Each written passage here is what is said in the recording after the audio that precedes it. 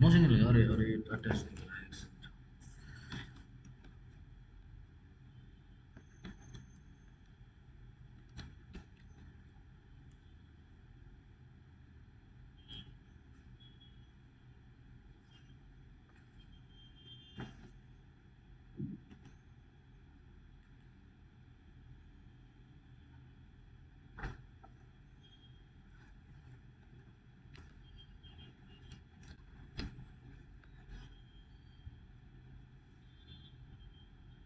कहाँ गया?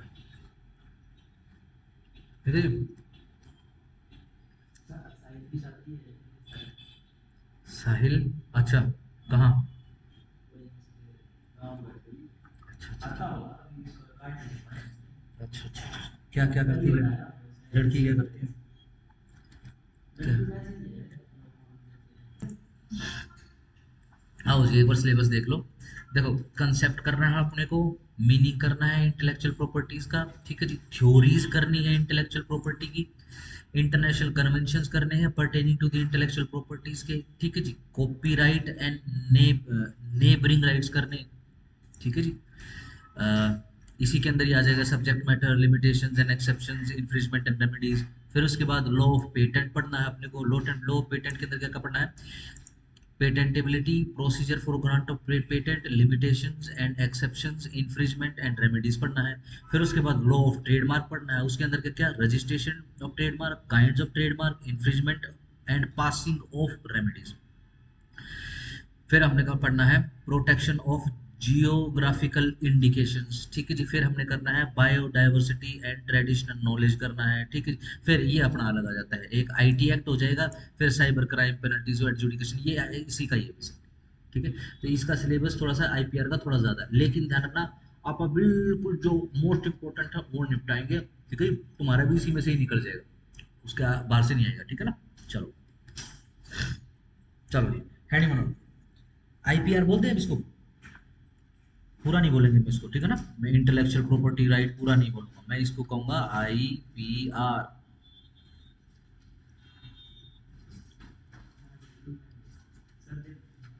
है। हम्म, देखो जी, सिंपल करो, हेडिंग बना लो intellectual property.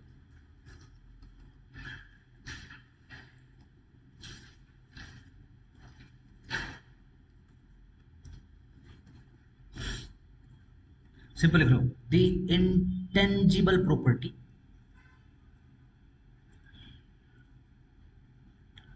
which is a result of which is a result of an intellect।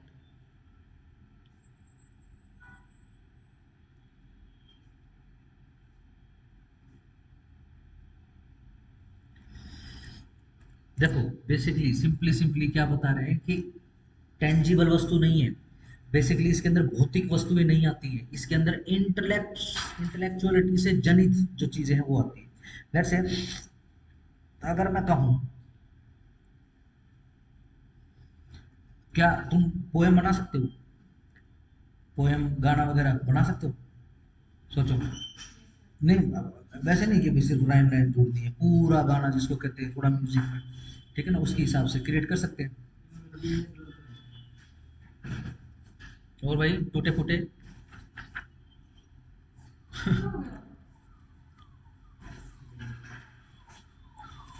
है ना, बचपन में जब खेलती रहेगी ना तो बहुत बड़े होने तक कच्ची रोटी रहती थी, देखना कि इसको रहने दे भैया, ये टूट फूट जाएगी।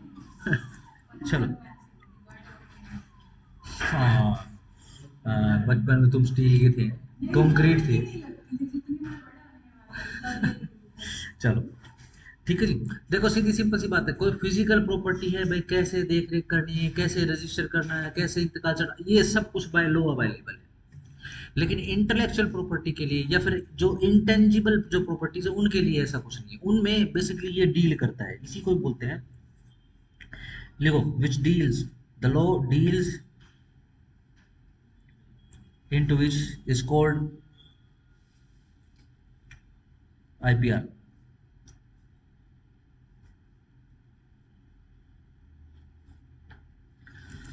छोटी सी हेडिंग बना लो, लिखो Indian legislation on IPR. Legislation on IPR, India में आईपीआर से जुड़े हुए कौन कौन से लॉज हैं जो अपने को देखने हैं, पढ़ने हैं। नंबर 1 लिखो patent act 2005।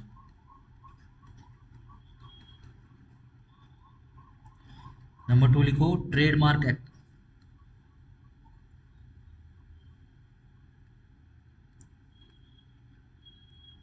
Nineteen 1999। Number 3 copyright act.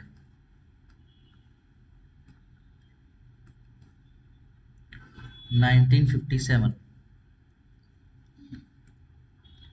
Number 4 है the designs act.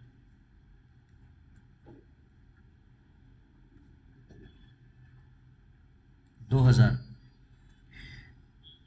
Number 5 the geographical indications of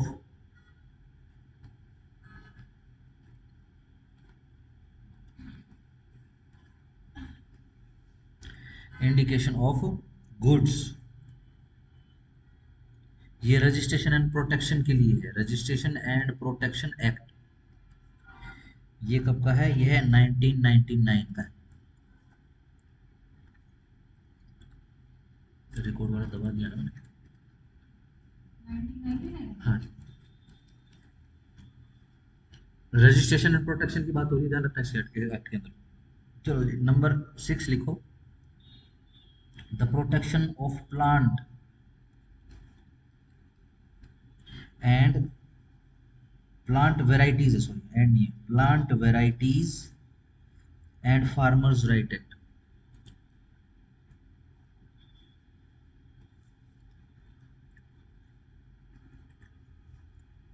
ये है जी आपका 2001। एक। Number 7 the semiconductor. आजकल बहुत नाम सुन रहे हो तुम इसका। The semiconductor integrated circuits.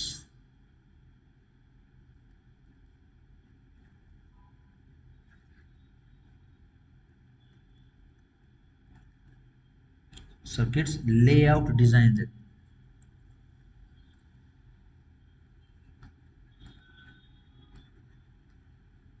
कब का है ये? 2000। Number 8 the biological diversity act.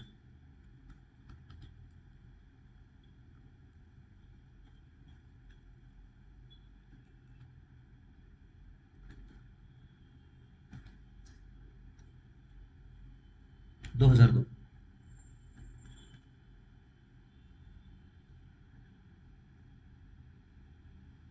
ठीक है। देखो पर से ये जो एक्ट है ना आपका 8वां, ये पर से जो है आईपीआर से रिलेटेड नहीं है, लेकिन इसके अंदर बहुत सारे प्रोविजंस हैं बेसिकली। ठीक हो गया। अब जैसे कि मान लो कोई नए प्रजाति की चिड़िया खोज ली है, या नए प्रजाति का कोई मेंढक खोज लिया है, या मछली खोज कर ली, ये तो किसी के नाम पे रजिस्टर हो गए। हाँ, ठीक है। और ऐसा भी हो सकता है जो खोज करता है उसके नाम पे जो है उस प्रजाति का नाम रख दिया जाए, उस चिड़िया का, उस मछली का, उस डड्डू का नाम रख दिया जाए। ठीक है ना। तो इनडायरेक्टली जाके ये डील हो सकता है। ठीक है ना, सिंपल। बाकी ये 7 तो हैं, ये तो भाई साहब ये तो आपको करने ही करने हैं, सीधी सिंपल सी बात। अब यहाँ पर बेसिकली हम जितना अपना सिलेबस है उसके हिसाब से करेंगे। थोड़ी सी लिटिल बिट ऑफ हिस्ट्री कर लो इसकी। हेडिंग बना लो हिस्ट्री। लिखो वाईपो, WIPO। WIPO की लिखो जरा full form, world intellectual property organisation.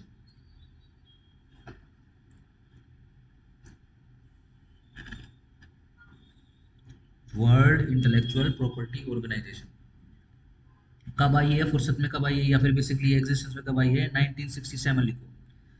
Signed in 1967 इन स्टॉकहोम्स।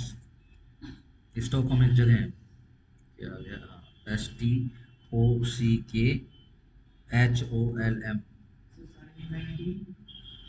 67। ये किस लिए बना था? नेक्स्ट पॉइंट में लिखो to create encouraging creative activity.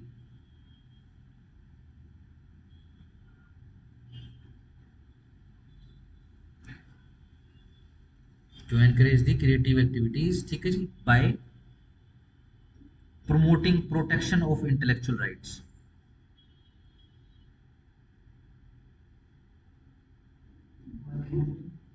by promoting intellectual rights on the property throughout the world।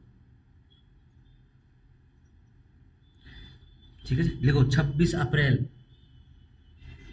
Next point में बना के लिखना 26 अप्रैल इंटेलेक्चुअल प्रॉपर्टी डे मनाया जाता है।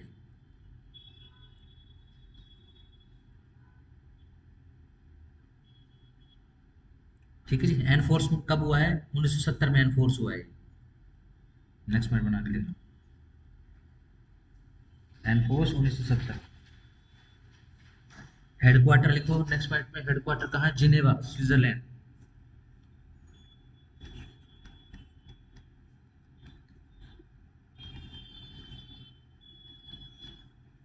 जिनेवा।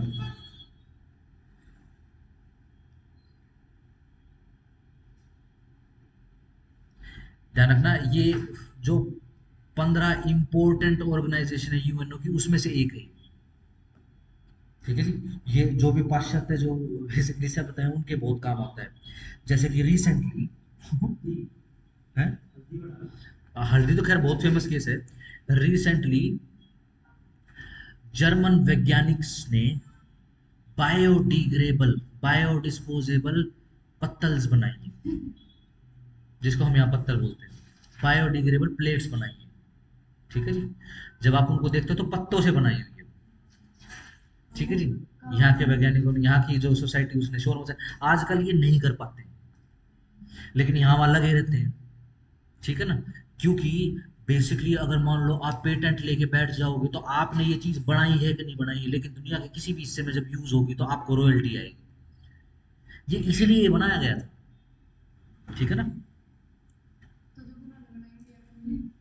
है अब तो खैर शोर मच गया ना। स्टॉकहोम में तो ऑर्गेनाइजेशन बना चुके हैं, 1967 में तो बना चुके हैं ये।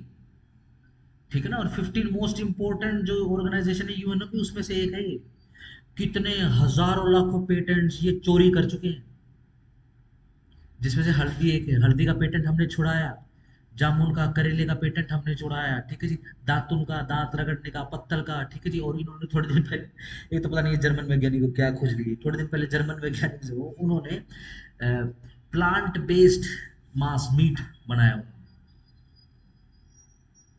ठीक है ना, यहाँ की सोसाइटी ने फिर शोर मचाया, इंक्लूडिंग जो इंडियन साइंटिस्ट है उन्होंने, अरे भाई उसको सोयाबीन की मंगोड़िया बोलते हैं, प्लांट बेस्ड प्रोटीन और मीट, अरे ये क्या होता है? वैसे बोल सोयाबीन की मंगोड़ी, और लिटरली वही चीज है। ठीक है ना, बट क्या है, अब हम क्या करें, पेटेंट करवा लें, दुनिया में कहीं भी यूज होगा ना हमको रॉयल्टी आती रहेगी, बैठ के अपना पैसा आता रहेगा, अपना यूटिलाइज करते रहेंगे। कमाना नहीं है, 200-300 साल इन्होंने लूट के खाने में बिता दिए, अभी इस तरीके से बिता रहे, चलो जो भी। ठीक है, समझ गए ना कितना प्रभाव डालता है ये चीज। ठीक है जी, अब बहुत सारी चीजें हैं, इवन घी भी पेटेंट कर दिया है, इंडिया के नाम पे पेटेंट है वो घी। और घी का प्रभाव ये है कि यूरोपियन सोसाइटी अब ओलिव ऑयल छोड़ रही है, बहुत बड़े स्तर पर ओलिव ऑयल को छोड़ा जा रहा है। घी घी यूज कर रहे हैं वो, और वो भी कौन सा, जो अपना ये गाय का घी है वो यूज करते हैं, और धीरे धीरे पूरा ग्लोब जो है सरसों के तेल के ऊपर आ रहा है, धीरे धीरे आ रहा है बट। ठीक है ना, ये जो अपना जैतून का तेल है जिसको ऑलिव ऑयल बोलते हैं, बहुत जबरदस्त प्रमोशन करी गई थी इसकी। ठीक है जी, मेरे को आज भी याद है क्योंकि मेरे को थोड़ा सा कुकिंग वगैरह का शौक है, तो मैंने जिस किसी भी कुकरी शो देखा जिसके अंदर कोई भी ब्रिटानिया से या फिर यूरोप और अमेरिका से कोई भी मतलब कुकिंग करने वाला शेफ आया है, या तो 2 रुपीज कुछ है वो उसके हाथ में सिर्फ कड़छी है, तो वो क्या करता है, बैशिंग करता है, इसमें से है, इसमें से बदबू आती है, इसके अंदर तो ट्रांस फैट होता है, इसके अंदर तो गलत वो कोलेस्ट्रॉल होता है, इसके तो ये होता है वो होता है। जो इंडियन जो खानसामे होते हैं वो बोलते हैं कि निकल जा अपने उसको ले गए निकल जा। मैंने तो एक वो देखा था, डिस्कवरी चैनल के ऊपर आता था। ठीक है ना, एक इंडियन खानसामा था, सरकारी खानसामा था वो, और वो बहुत मतलब पूरी उसकी फैमिली कभी से जो खाना बनाने का काम करती है। तो क्या हुआ, कोई अंग्रेज आ गया, अब वो क्या है, जहां भी कैमरा आता है वो क्या करता है, ओलिव ऑयल की बोतल को वहां रख देता है कैमरे के सामने, प्रमोशन के चक्कर में, ठीक है ना। तो उसने शेफ ने बोला कि कौन लेके आया इस बीमारी को यहाँ पे, बोला कि नहीं इसमें ये होता है, बोला भाई तू चला जा, कुछ प्रूव नहीं है, ठीक है, इसको ले जा, नहीं मेरे शो पर नहीं रहेगा, उसने मना कर दिया, इसको उठा निकाल के फेंक दे यहाँ से, आप कहीं और यूज कर लो, ठीक है जी। ऐड भी आती थी यहाँ पे, ठीक है ना, इंडियन को दिखाते थे, ठीक है ना, कि ओह सरसों के तेल, ओह ओह बदबू आ रही है सरसों के तेल में, तो ठीक है जी, ये तो बड़े गंदे लोग हैं, ठीक है, ये देखो कितना अच्छा तेल है, उसके अंदर अच्छा अच्छा कलर बना दिया, लेकिन सबसे ज्यादा बीमारियां फैलाने वाला तेल होता है, सबसे ज्यादा हार्ट अटैक उससे होता है जो जैतून का तेल में कुकिंग कुकिंग वगैरह करता है, ठीक है, ये इतना तो सफोला भी खतरनाक नहीं है जितना वो ऑलिव ऑयल खतरनाक होता है, जो कि अब धीरे धीरे प्रूव हो रहा है, ठीक हो गया, समझ गए कितना प्रभाव डालता है ये, ठीक है ना। चलो इसी रेफरेंस में इसको देखना, ठीक है जी, क्योंकि बाकी चीजें बताने का आपको कोई फायदा नहीं है। लेट्स से एक ट्यून, एक म्यूजिक की धुन जो है एक बंदे ने बना ली, फिर वही धुन चुरा के दूसरे ने म्यूजिक बना लिया, आजकल लोग ए आर रहमान के पीछे पड़े हुए हैं, देखा होगा ना, कितनी पुरानी पुरानी धुनें निकाल के ले आया, वो किस किस धुन से इंस्पायर्ड है, वो सब कुछ लिया है। हाँ वो तो खैर पुराना ही गाना है, वो जब मेरा जन्म हुआ था 1980s में मूवी आई थी धर्मात्मा, आई थी सनी देओल की, धर्मात्मा थी, नसीरुद्दीन शाह की। चलो आओ जरा आगे, ठीक हो गया। चलो थ्योरीज की हेडिंग बनाओ, ज्यादा अंदर डीप में नहीं जा रहा हूं मैं, ठीक है ना, थ्योरीज की हेडिंग बनाओ, लिखो नंबर 1 नेचुरल राइट्स थ्योरी। हाँ जी, नेचुरल राइट्स थ्योरी, इसको लेबर थ्योरी भी बोला जाता है, इसी को ही मोरल डेजर्ट थ्योरी भी बोला जाता है,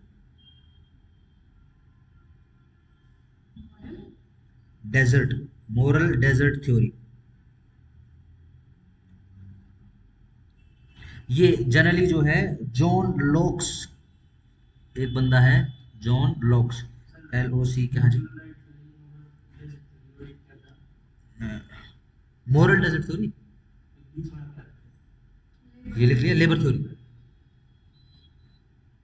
ठीक है, ये है जनक इसका, जॉन लॉक्स, जनक मतलब क्रिएटर इसका, हाँ given by John locks idea. ये क्या आइडिया है कि ऑथर हैज ए, सिंपल लिखो, author has a natural right over the production of their, T H A R वाला, देयर इंटेलेक्चुअल लेबर,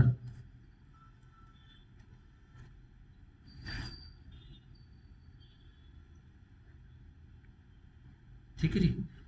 बट इसमें एक प्रॉब्लम है, ध्यान रखो, ये जो है बेसिकली डिफरेंस नहीं करता है, ये डिफर नहीं करता है किसमें, इंटेलेक्चुअल प्रॉपर्टी में, आईपी में एंड ट्रेडिशनल में।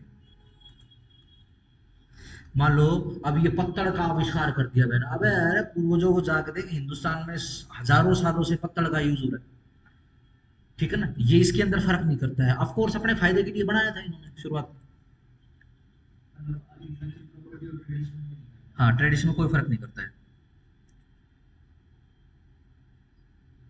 ठीक है, ज्यादा अगेन ज्यादा डीप में नहीं जा रहे हैं, ठीक है, सिर्फ मेन मेन पॉइंट कर रहे हैं। नेक्स्ट थ्योरी लिखो, द यूटिलिटेरियन थ्योरी, हाँ बट वो हाँ, बट ये थ्योरी अलग है, ठीक है ना, यूटिलिटेरियन थ्योरी, इसको इंसेंटिव थ्योरी भी बोलते हैं,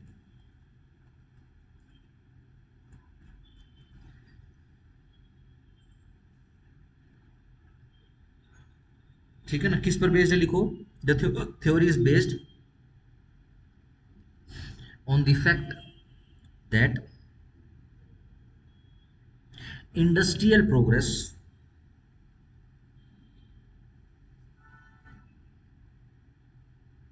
and cultural goods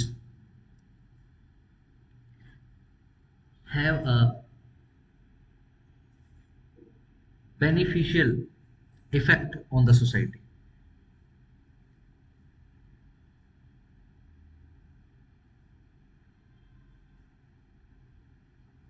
ठीक है जी। बेसिकली कहने का मतलब क्या है कि ये जो है इस तरीके का माहौल क्रिएट करने के ऊपर जोर देती है इंडस्ट्रियल और सोशल लेवल पे, कि नई नई इन्वेंशंस आए। और क्रिएट या फिर प्रमोट कैसे हो रही है वो, कि भाई आप ये बनाओगे और हम जो है आपके नाम पे इंसेंटिवली, ठीक है ना, आपको एक राइट दे देंगे। यूज तो इसका पूरी सोसाइटी करेगी, पूरी दुनिया यूज करेगी, लेकिन पर्टिकुलर समय तक बेसिकली आपको इंसेंटिव दिया जाएगा। ठीक है। जैसे कि अगर मैं बनाऊं बताऊं कि नई दवाई की खोज हो गई, ठीक है ना, 15 साल तक जो है बेसिकली परसेंटेज का हिसाब किताब होता है, 15 साल तक बेसिकली 60% या 70% जो जनक है, जिस जो क्रिएटर है इस नई दवाई का, इस नए प्रकार की मेडिसिन का, 15 साल तक 70% 60%, आई डोंट नो, शायद 80% उसको दिया जाएगा। फिर 15 साल के बाद नेक्स्ट 5 साल तक 50%, फिर नेक्स्ट 5 साल के बाद फिर उसका खत्म कर दिया जाएगा, ऐसे उसका एक दिन खत्म हो जाएगा। ठीक है ना, एक दिन इंसेंटिव मात्र के रह जाएंगे, ठीक है ना, 5% दुनिया में कहीं यूज होगा तब होगा। ठीक है जी। सिंपल रहेगा, इस हिसाब से ये चलता होता है बेसिकली। ठीक है। चलो, किसकी क्या कौन कर।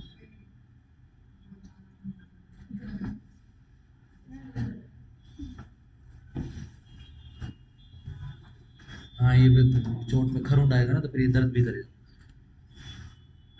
तू ना साबुत रहना, ठीक है ना, कभी एग्जाम में वो स्ट्रेचर पे लेके जानी पड़े। ठीक है ना, कि ईमानी कहाँ आ रही है, ये तो ईमानी का शरीर तो धड़ा रहा है, पीछे पीछे आ रहा है, दूसरी दूसरी एम्बुलेंस में आ रहा है। ही थोड़ा सा ढंग से रह ले। ठीक है जी। चलो, इसका कोई फाउंड नहीं। हाँ, इसको जो है वाइड रेस्पेक्ट में, ना ना ना, जितना इसके अंदर लिखा है, मेरे पास ये कंक्लूसिव नोट्स है, जितना इसके अंदर लिखा है उसमें से कोई पॉइंट नहीं छोड़ूंगा मैं, ठीक है ना। वाइडर नोट पे, वाइडरली, वाइडरली इस थ्योरी को सोशल प्लानिंग थ्योरी के नाम से भी जाना जाता है।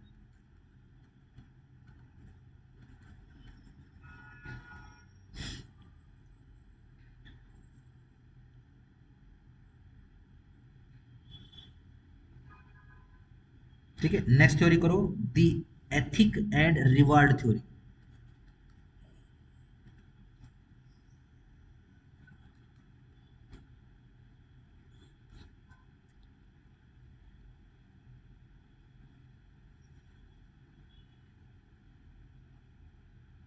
देखो, this theory justifies the exclusive rights of intellectual property, IP करके, या फिर जैसे इंटेलेक्चुअल प्रॉपर्टी राइट बोल दो तो आईपीआर करके लिखना। Justifies the exclusive rights of IP with सम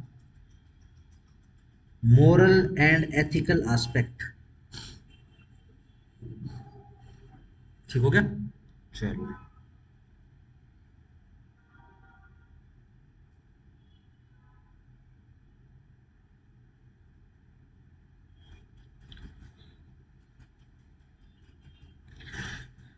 कहाँ गया कहाँ गया, हाँ, एस्पेक्ट।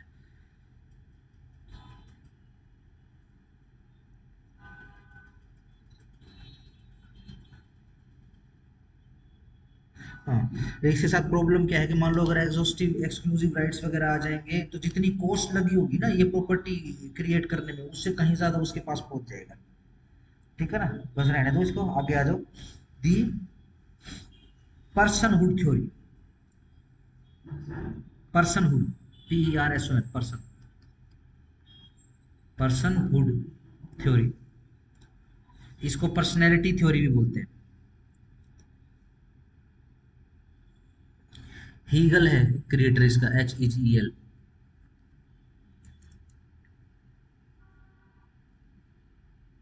ये क्या कहता है, लिखो, IP permits and protect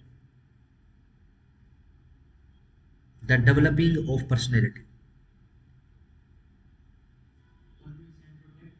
the developing of personalities, personality करना, comma, which extends to the material things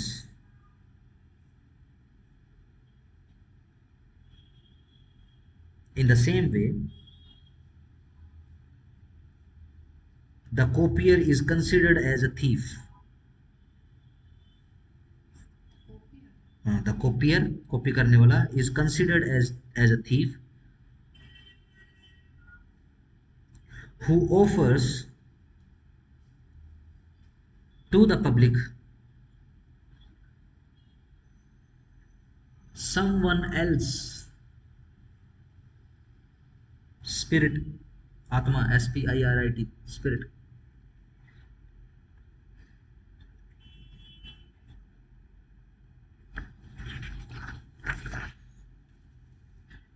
चलो, स्पिरिट, दूसरे का काम, दूसरे की आत्मा ही तो होती है। हीगल, मेन सोर्स है इसका हीगल। ठीक है जी, लिखो इंटरनेशनल कन्वेंशन, नेक्स्ट हेडिंग बनाओ, इंटरनेशनल कन्वेंशंस ऑन आईपीआर। बस खत्म।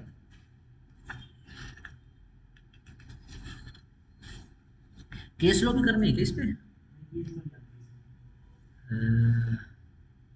सिलेबस में तो नहीं है, इसमें तो है ही नहीं सर केसेस कोसेस। मैं एक आधा तो करवाई दूंगा तुम्हारा, तुम देखो क्या, ये सिंपल आईपीआर करके लिख के छोड़ो बस। ठीक है, तुम्हारे में भी ठीक है ना। चलो, हेडिंग बना ली, इंटरनेशनल कन्वेंशंस, लिखो ऑन आईपीआर। सबसे पहले लिखो यूडीएचआर।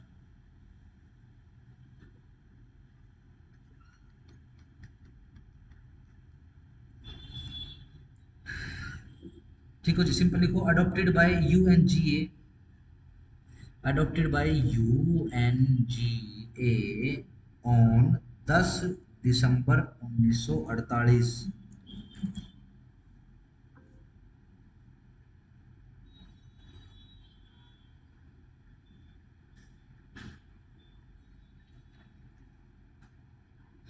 देखो जी, ये क्या कहता है 1948 में कि देखो जो आर्ट से जुड़ी हुई जो इंटेलेक्चुअल प्रॉपर्टी राइट्स है ना, वो बेसिकली हर किसी के पास है।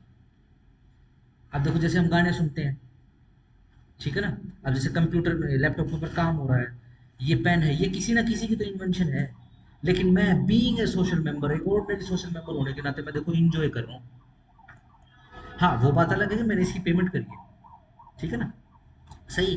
जनरली जो है यूडीएचआर क्या कहता है कि जो इंटेलेक्चुअल प्रॉपर्टी है, if it is related to the art and culture, तो पूरी सोसाइटी का राइट है। सिंपल है, ठीक है। नेक्स्ट पे आ जाओ, Paris convention.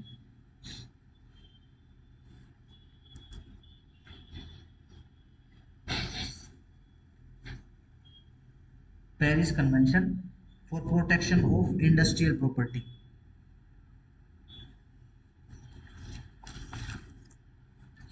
1883। Protection of industrial property 1883, 83। हाँ जी,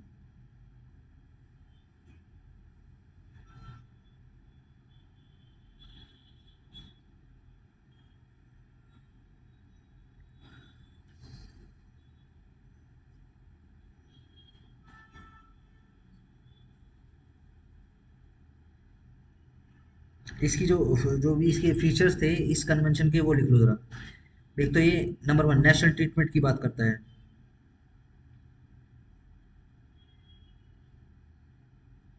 ठीक है जी। नेशनल ट्रीटमेंट का सिंपल अपनी अपनी भाषा में नहीं लिख लो कि इस कन्वेंशन के जितने भी मेंबर्स कंट्री रहेंगी वो सेम प्रोटेक्शन देंगी जिस कंट्री से वो बेसिकली इंटेलेक्चुअल प्रॉपर्टी जनित हुई। जैसे पेरिस कन्वेंशन के अंदर से पूरे यूरोप की कंट्रीज हैं, और वो चीज जो है वो फ्रांस की जनित चीज है, ठीक है ना, तो पूरा यूरोप, लेट से 20 कंट्री हैं, 20-22 कंट्री हैं यूरोप के, सारी की सारी कंट्रीज वही इज्जत देंगी जो फ्रांस के अंदर उस इंटेलेक्चुअल प्रॉपर्टी की है, ठीक है ना। इंडस्ट्रियल का इसलिए क्योंकि ये इंडस्ट्रियलाइजेशन की दुनिया थी उस समय। इंडस्ट्रियलाइजेशन को, आधुनिकीकरण को, इंडस्ट्री बनाने को बहुत जोर दिया जा रहा है। यूरोप के अंदर बहुत इंडस्ट्री लग रही थी, तो अब नई नई मशीनें आ रही, नई नई टेक्नोलॉजी आ रही है, ठीक है। हाथ से हथकरघे से कपड़े बनते थे, फिर मशीन आ गई, तो किसी ना किसी ने तो वो मशीन बनाई होगी।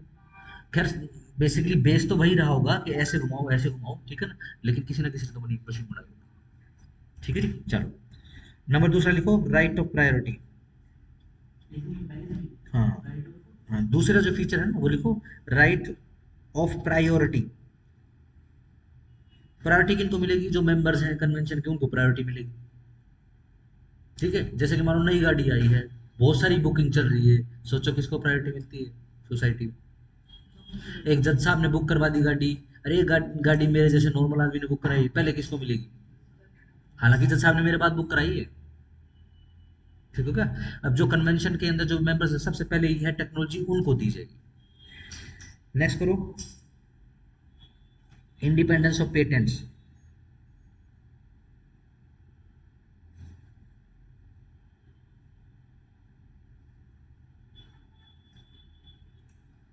मान लो एक कंट्री ने पेटेंट दे दिया है या फिर रिजेक्ट कर दिया, इसका मतलब ये नहीं है कि दूसरी कंट्री करवा लेगी उसका पेटेंट, ये कोई मतलब नहीं। बस इतना सा लिखो। नेक्स्ट लिखो, convention, patent cooperation treaty, PCT. Patent cooperation treaty, PCT 1970।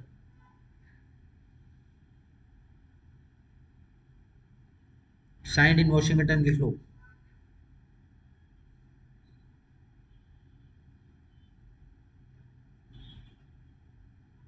ठीक है जी। देखो कोऑपरेशन ट्रीटी आ गई, इसका मतलब क्या है कि ये जो इंटरनेशनल पेटेंट है, इसका कंसेप्ट ही डिनाई कर दिया गया। ठीक है जी। ये बोलता है चलो भाई ठीक है पेटेंट किसी के नाम पे, लेकिन दुनिया तो यूज कर रही है किसी चीज को, तो उसको मना थोड़ी ना करेंगे। ठीक है पूरी दुनिया यूज कर लेगी, आपको रॉयल्टी वही 50%, 80%, 50%, 30%, 5% इस हिसाब से हो जाएगा। ठीक है नी? चलो नेक्स्ट लिखो, burn convention, BRNE, burn, burn convention for protection of literary, for the protection of literary, LITERARY, literary and artistic works, 1886।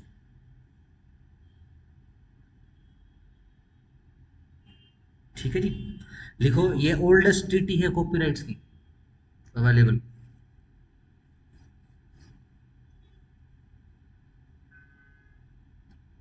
ठीक है जी।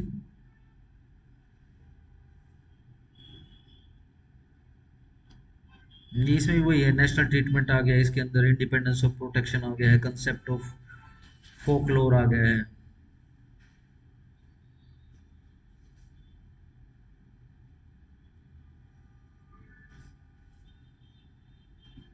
ठीक है जी। अच्छा, ये जो ट्रीटी 1886 की थी, एक मेन पॉइंट लिख लो, इसको मॉडिफाइड किया गया है eight Paris in 1971।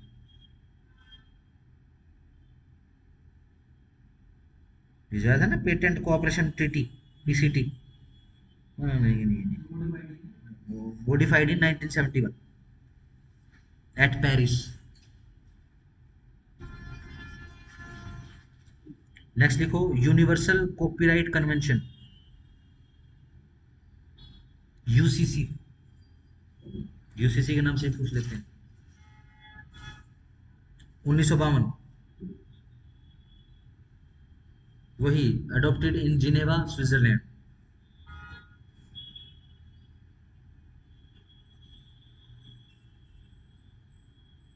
Developed by UNESCO, UNESCO, UNESCO.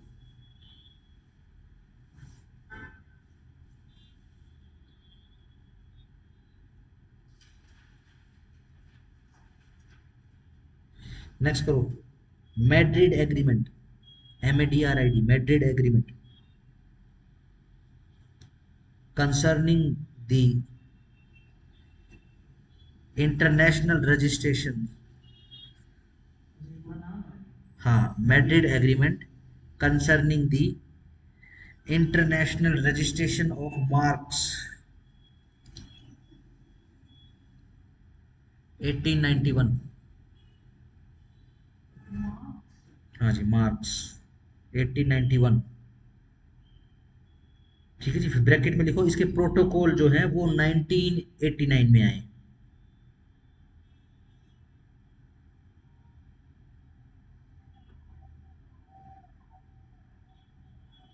Mark बहुत जरूरी होते हैं, पता होगा ना, ट्रेड मार्क। हाँ बिल्कुल बिल्कुल सब।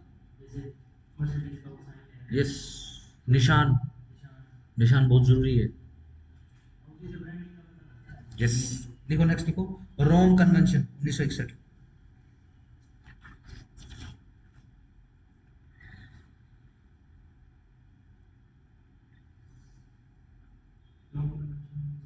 इकसठ।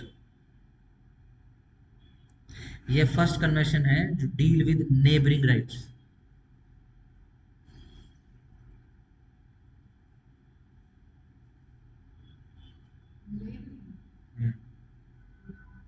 Neighbour, neighbour, NEIGHBOUR। ये बेसिकली ब्रॉडकास्टिंग वगैरह के लिए। लेट्स से अगर मैं कहूँ, एक समय, खैर अब तो खैर ऐसा पॉसिबल नहीं है, एक समय ऐसा था जब एंटीना, देखा किसी ने एंटीना जीवन में? टीवी चलते थे एंटीना से, एंटीने चलते थे। यस, अगर ये जो अपना हरियाणा, तो ये लगाओ कि हम थोड़ा सा सही प्रोटेक्टेड दूरी पे हैं। आप राजस्थान में जब पुराने समय में जाते थे और एंटीना लगा के टीवी देखते थे तो पाकिस्तानी चैनल आते थे। जैसे डीडी नेशनल, डीडी मेट्रो, दो चैनल होते थे यहाँ पे। एक समय ऐसा तो सिर्फ एक ही चैनल होता था, डीडी नेशनल, और उसका भी टाइम होता था। ठीक है जी, वो सुबेरे चलता था थोड़ी देर के लिए, फिर 11 बजे बंद हो जाता था, फिर वो चलता था 2 बजे, फिर वो 2 से 4 या 2 से 5 ऐसे चलता, फिर बंद हो जाता था, फिर वो चलता था 7 बजे, 7 से 9 इस हिसाब से चलता था। ठीक होगा। जब थोड़ा दूर जाते थे तो क्या है कि दूसरे देशों का चैनल पकड़ा, ये ब्रॉडकास्टिंग आता था भाई, क्या नेबरिंग राइट्स भी है, ये बेसिकली की बात होगी। ठीक है ना? चलो नेक्स्ट करो, ट्रिप्स, TRIPS, ट्रिप्स एग्रीमेंट।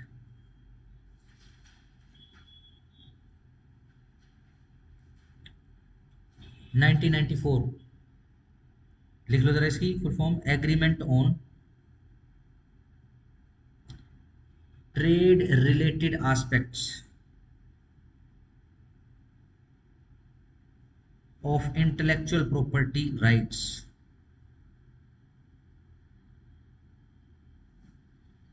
1 जनवरी 1995 को केम इनटू फोर्स हुआ है।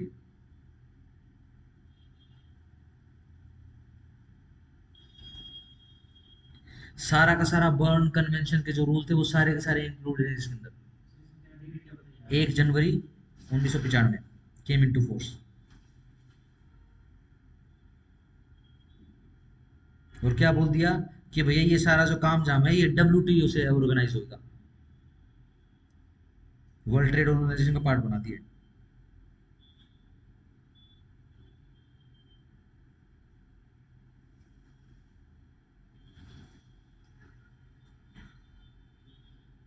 इसी के अंदर जो थ्योरी आई है, इसको स्टार लगा लेना, मोस्ट फेवर्ड नेशन की थ्योरी इसी से ही जनी है, ट्रिप्स से जनित है। देखो कोई टेक्नोलॉजी बना दी है, कोई टेक्निक नहीं बना दी है, अब क्या है, पूरी दुनिया को दे रहे हो, लेकिन एक देश ऐसा है जो बहुत ज्यादा ही फेवरेट है आपका, उसको आप सबसे ज्यादा कम रेट पर दे रहे हो।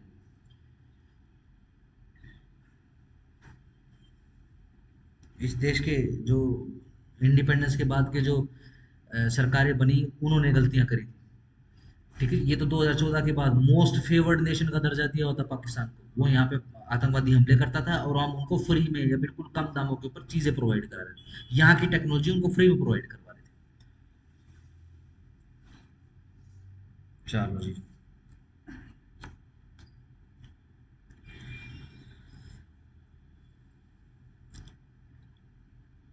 फिर रिसेंट ईयर्स के अंदर ट्रिप्स प्लस आ गया है, लिख लो ट्रिप्स प्लस, रिसेंट ईयर्स में आया है।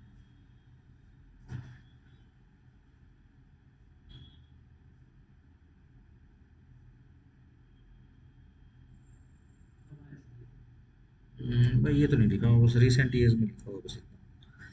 बेसिकली क्या हुआ कि यह ऑर्गेनाइजेशन, ट्रिप्स की जो ऑर्गेनाइजेशन है ये बहुत बड़ी हो गई थी, अब क्या है दूसरे देशों के ऊपर बेसिकली प्रेशर भी क्रिएट हो रहा था कि भाई आओ इसको ज्वाइन करो।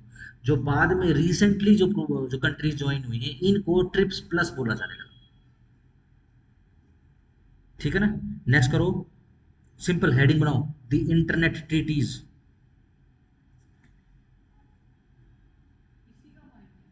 ना, इंटरनेट ट्रीटी आ गया, ब्रॉडकास्टिंग खत्म हो गया, ब्रॉडकास्टिंग की दुनिया लग गई है, अब इंटरनेट आ चुका है।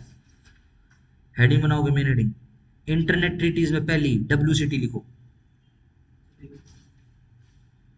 WCT, और WCT की फुल फॉर्म लिखो WIPO कॉपीराइट ट्रीटी, वाइपो या फिर वीपो कॉपीराइट ट्रीटी, 2002 में आई है। ये किस लिए आई है? Copyright protection of literary work, जो अपने लिखा पढ़ी के जो काम होते हैं उनके लिए।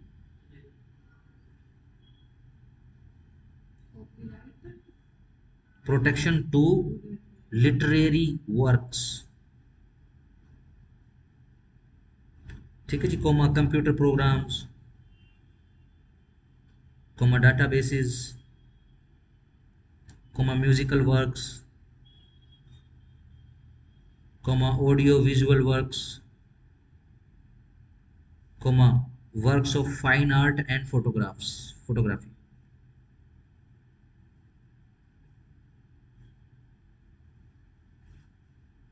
चलो जी, नेक्स्ट लिखो इसी में WPPT, P for Patna, WPPT,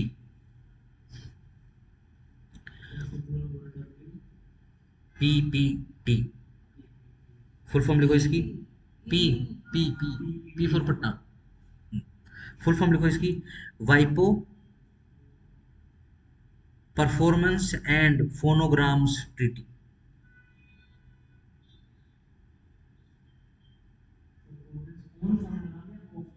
performance and phonograms treaty, 1996।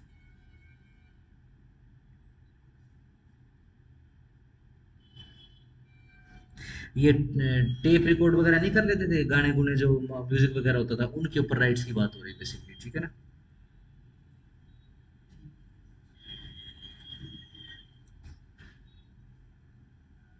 Next लिखो, स्टार लगा लेना, मरारकेश, MARRAKESH, फुल फॉर्म उसमें कैप्शन मत लिखना, MARRAKESH, मार्केश, VIP ट्रीटी, हाँ जी VIP, very important person, treaty 2013। हम्म,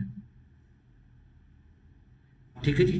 ये फैसिलिटी किसके रिगार्डिंग है? लिखो, facilitate access to published works by visually impaired persons and persons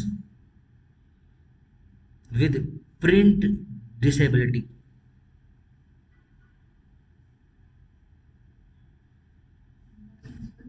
है जी, विद प्रिंट डिसेबिलिटी। अब देखो बेसिकली क्या है, ये जो मार्केश जो VIP आई है, अब इसको आगे बढ़ा रहे हैं। मान लो कोई लिटरेरी वर्क है और विजुअली इम्पेयर्ड बंदा है, कैसे पता लगाएगा कि भाई क्या, कितनी बढ़िया कमेंट्री लिखी है, ठीक है। या तो सीधी सीधी सिंपल सी बात, एक अंधा है, क्या वो कहानियों की किताब पढ़ सकता है? पढ़ सकता है। उनकी जो वो वाली लैंग्वेज होती है, कौन सी, brill brill brill brill braille language बोलते हैं इसको, ठीक है ना। उनके लिए भी आ चुका है ना, वो केरवे नहीं होते, वो बेसिकली डॉट्स होती है उसके अंदर, ठीक है ना। ऐसे ऐसे डॉट्स होती है उसके अंदर, जैसे ये एक अलग अल्फाबेट है, ये एक अलग अलग अल्फाबेट है, ये एक अलग अल्फाबेट है, इस हिसाब से, ठीक है ना। लेट्स से अगर मैं कहूँ कि क्या अंधा आदमी पेपर दे सकता है, पढ़ लिख के डिग्री दे सकता है? यस, एक वो पिन होती है उनके हाथ में, ऐसे वो लिख के भी दे सकता है, एक्सपर्ट आते हैं इसके, और बढ़िया, ठीक है ना।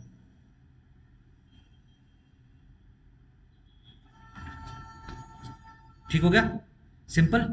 देखो जी, आपका concept and meaning intellectual property done, theories of intellectual property done हो गया, ठीक है जी। इंटरनेशनल कन्वेंशन हो गया, पर्टेन टू इंटेलेक्चुअल प्रॉपर्टीज हो गया, ठीक है जी, सिंपल। चलो जी, आगे आ जाओ, हेडिंग बना लो, कॉपीराइट आ जाएगा, हेडिंग बनाओ, पेटेंट्स। अब एक एक्ट खोल लेते हैं, पेटेंट एक्ट, इसको काट देता हूँ मैं, ज़्यादा पेज हो जाते हैं तो ये बहुत कुछ हो जाता है। हाँ, खत्म, patent act 1970 PDF.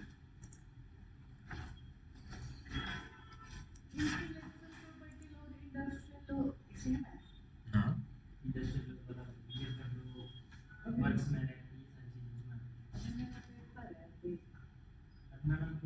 Industrial dispute act रहेगा, इंडस्ट्रियल एक्ट नहीं रहेगा।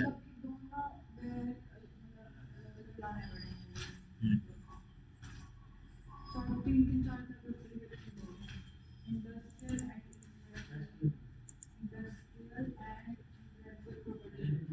इंडस्ट्रियल एंड इंटेलेक्चुअल प्रॉपर्टी ये यहीं से, ये यहाँ से रिलेट करता है।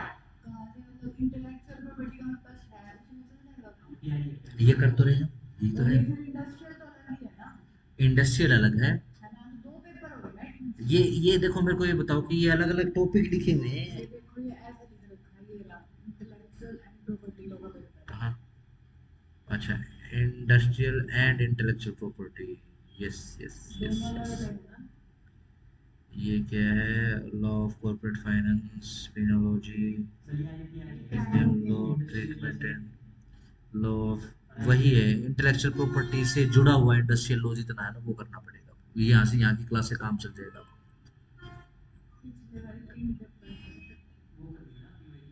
चलो, पेटेंट्स लिखो लिखो फटाफट लिखो। ये जो आपका कंसेप्ट है पेटेंट्स का, ये लिखो, governed bye patents act 1970।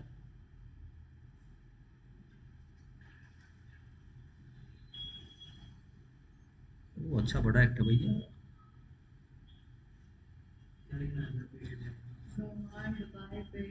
Patent act 1970।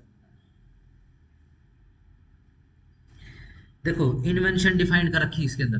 देखो सेक्शन 2J, इन्वेंशन का मतलब होता है मींस एक न्यू प्रोडक्ट या फिर नई process involving an inventive step and capable of industrial application. ठीक है जी। पुराने जब समय में, ठीक है जी, बड़े बड़े इंजन बनते थे। ठीक है जी। फिर अब इंजन छोटे छोटे छोटे, बताओ ना, इंजन छोटे छोटे होते जा रहे हैं। पहले, अब आज की डेट में जैसे Formula 1 रेसिंग कार है, इतना पावरफुल यदि इंजन बनाना है तो बहुत बड़ा इंजन बनता था पहले। कंप्रेसिंग चल रही है। कैसे? नए नए टूल्स आते हैं, नए नए स्टेप्स आ जाते हैं। ठीक है ना। पुराने जमाने के कंप्यूटर, एक छोटा सा कंप्यूटर कमरे जितना बड़ा होता था। ठीक है जी। फिर यानी आज की डेट में जो कैलकुलेटर काम करता है, इतना काम करने के लिए कमरे जितना कंप्यूटर चाहिए होता था। अब देखो कंप्रेसर, नई नई इन्वेंशन आ रही है। यस यस, बिल्कुल। जैसे कि पहले गाड़ी आती थी, नीचे 3 पेडल होते थे, एक रेस, एक ब्रेक, एक क्या होता है वो, क्लच। हाँ हाँ, ऑटोमेटिक में आ चुकी, ऑटोमेटिक आ चुकी है अब। धीरे धीरे अब ये जो मैनुअल वाली है ना, ये मार्केट से बाहर चली जाएंगी।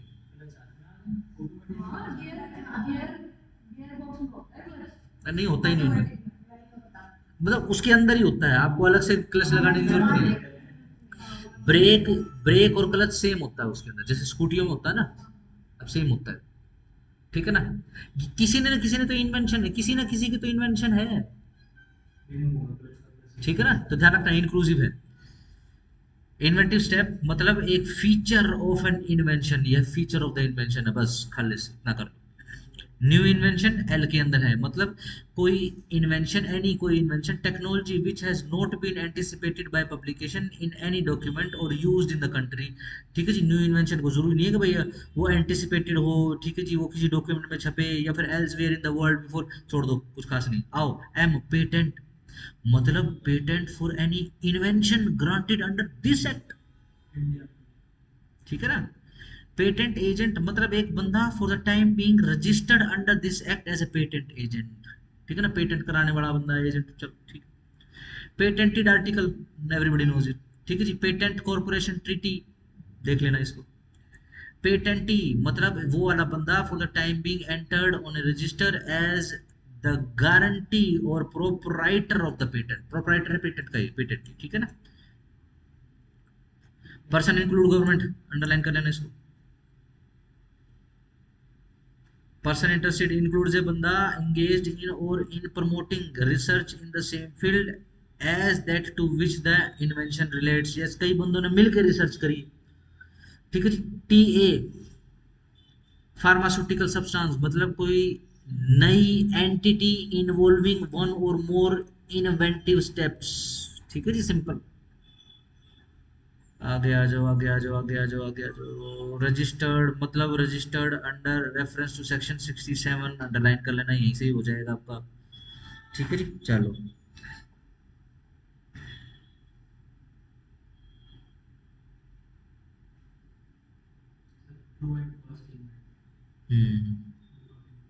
True and first inventor does not include either the first importer of an invention into India or a person to whom an invention is first communicated from outside India। ठीक है जी, इसके अंदर ये बंदे इंक्लूड नहीं होंगे।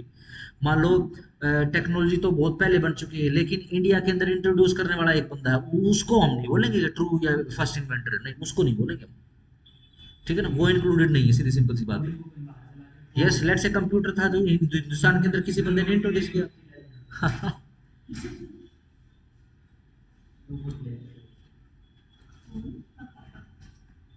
चलो,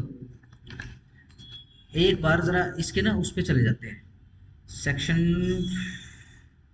67 और 53 पढ़ लेते हैं एक बार।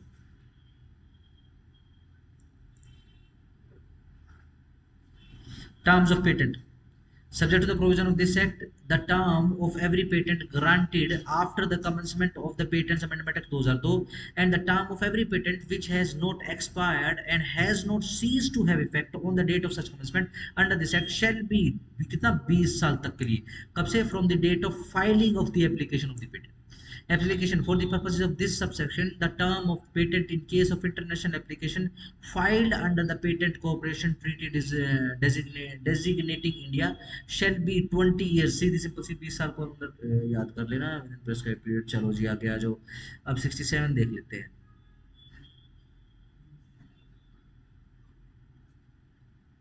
Yes, registration of patents and particulars to be entered therein. There shall be kept at the patent office a register of patents wherein shall be entered the name and addresses of guarantee of the patents, notifications of assignments and transmission of patents, of licenses under patents and of amendments, extension and revocation of patents, particular of such other matters affecting the validity of proprietorship of the patent as may be prescribed। No notice of any trust whether express or implied or co-constructive shall be entered in the register। वही देखो, जब registration कराना होता है, property register करानी होती है, तो यहाँ का रजिस्टर क्या करता है, पूरा प्रॉपर रजिस्टर मेंटेन करता है। ऐसे ही अगर आपको पेटेंट कराना है तो ले दे के वो भी रजिस्ट्रेशन, ठीक है ना। बट ध्यान रखना, ना ही मूवेबल प्रॉपर्टी ना ही मूवेबल प्रॉपर्टी, कैसी, इंटेलेक्चुअल प्रॉपर्टी, ठीक है जी। तो वही पूरी सारी की सारी चीजें जो है वो अपने पास संभाल के रखिएगा, ठीक है। In the event of register is kept Holi और partly in computer floppies, diskettes और एनी अदर इलेक्ट्रॉनिक फॉर्म। फिर क्या करेंगे, रेफरिंग, बस ये ऐसा ही बस, ठीक है ना। चलो जी, ट्रांसमिशन, चलो आगे आ जाओ।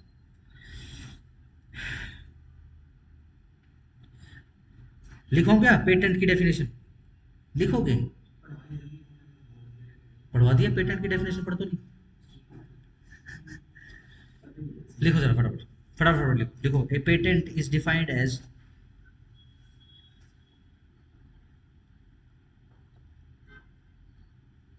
defined as a statutory privilege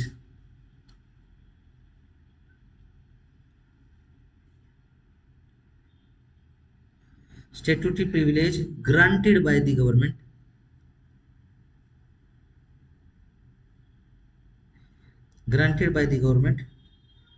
to inventors and to other persons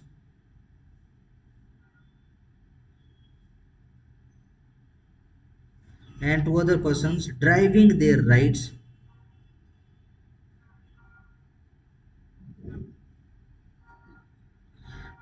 rights from the inventor for fixed years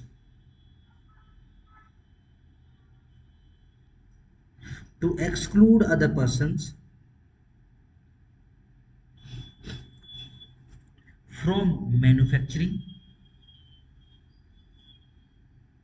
using और सेलिंग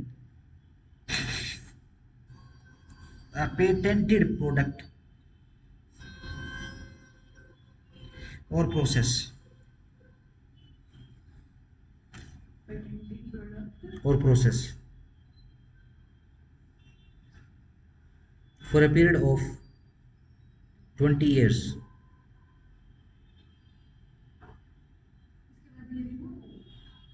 नहीं, बस वो एक आदमी के पास जो मोनोपोली राइट्स होते हैं वो खत्म हो जाएंगे। ठीक, जैसे मैंने मान लो मैंने नई दवाई बना दी, नई पेनिसिलिन बना दी मैंने, अब वो 20 साल तक सिर्फ मैं ही मैन्युफैक्चर कर सकता हूँ। आपको खरीदनी है, अपने लोगों को खिलानी है तो हमसे खरीदोगे आप वही पेनिसिलिन आप अपने यहाँ नहीं बनाओगे। यस, अगर कोई दूसरा बंदा मैन्युफैक्चरिंग लेगा तो यस, अब यहाँ से फिर वो राइट्स खरीदेगा वहां से। यस, वहां से राइट खरीदेगा।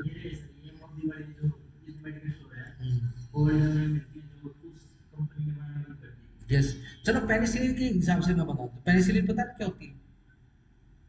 नहीं पता? पेनिसिलिन बेसिकली ये दर्द, दाद, खाज, खुजली, आंखों में भी वो ट्यूब नहीं आती थी, ट्यूब से वो क्रीम से निकलती थी, वो यूं करके आंख में यूं लगा लेते थे। हाँ, पतली सी पिचुक, हाँ ऐसे, हाँ व्हाइट व्हाइट कलर की घी जैसा कलर होता था उन दवाइयों का। ठीक है जी, बड़ी अपने समय की बड़ी जबरदस्त दवाई थी, और इंडिया से चुरा के लेके गए उसको। ठीक है ना? अब आगे चुरा के कैसे लेके गए? क्योंकि हमारे यहाँ पे बेसिकली वो पेनिसिलिन यूज नहीं होती थी, पेनिसिलिन नाम से हम उसको बेसिकली गुच्छी बोलते थे उसको। ठीक है ना? गुच्छी एक बेसिकली वो होती है, मशरूम होती है। ठीक है ना? पहाड़ों पे ये मशरूम लगती है।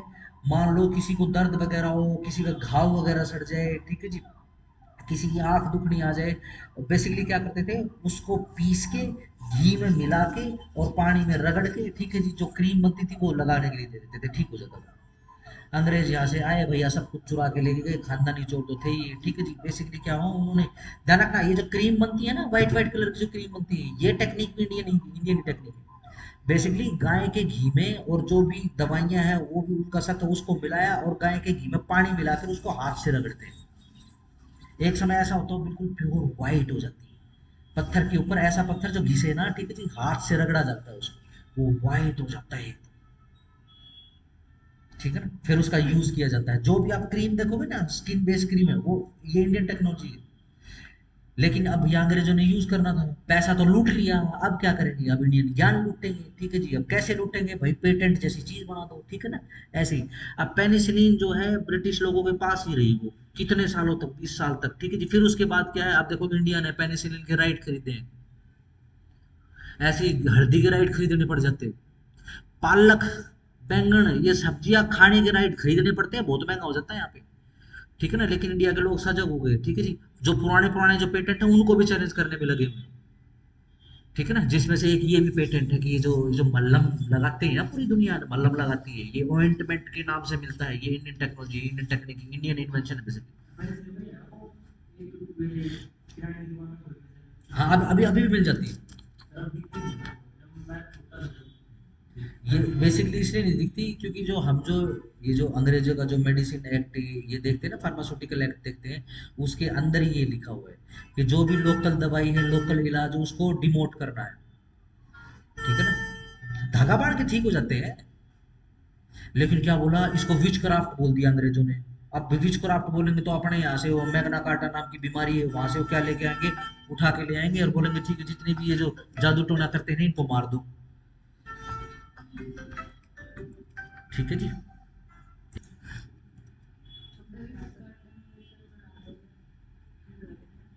हाँ, लग रही है, वो वाला पंखा चला। इसका ना, देखो मैंने टेम्परेचर बढ़ाया तो है, लेकिन मेरे हिसाब से इसको कोई फर्क नहीं।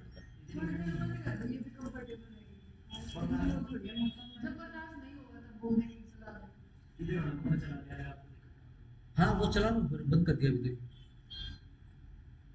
चलो कोई नहीं, पंखा चला लो फिलहाल, ये बंद हो जाएगा। मैं कोई बात नहीं, मैं मास्क लगा लूँ।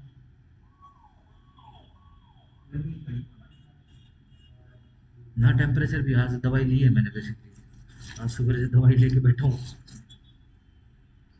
ठीक हो गया, चलो जी आगे आ जाओ।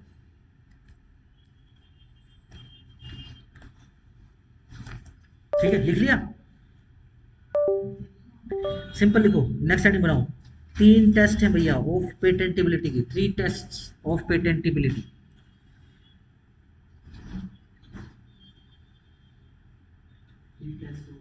पेटेंटिबिलिटी, पहला टेस्ट लिखो नोवेल्टी, NOVELTY, नोवेल्टी। नोवेल्टी में क्या बताते हैं कि भैया 12 महीने तक, एक साल तक जो भी इन्वेंशन है, जो भी इसके कागज पत्र है, ये आपको पब्लिक करने की भी जरूरत नहीं, इसको छुपा के रखो। ठीक है, सिंपल लिख लो अपनी language. The invention must not have been, हाँ, must not have been disclosed publicly anywhere in the world।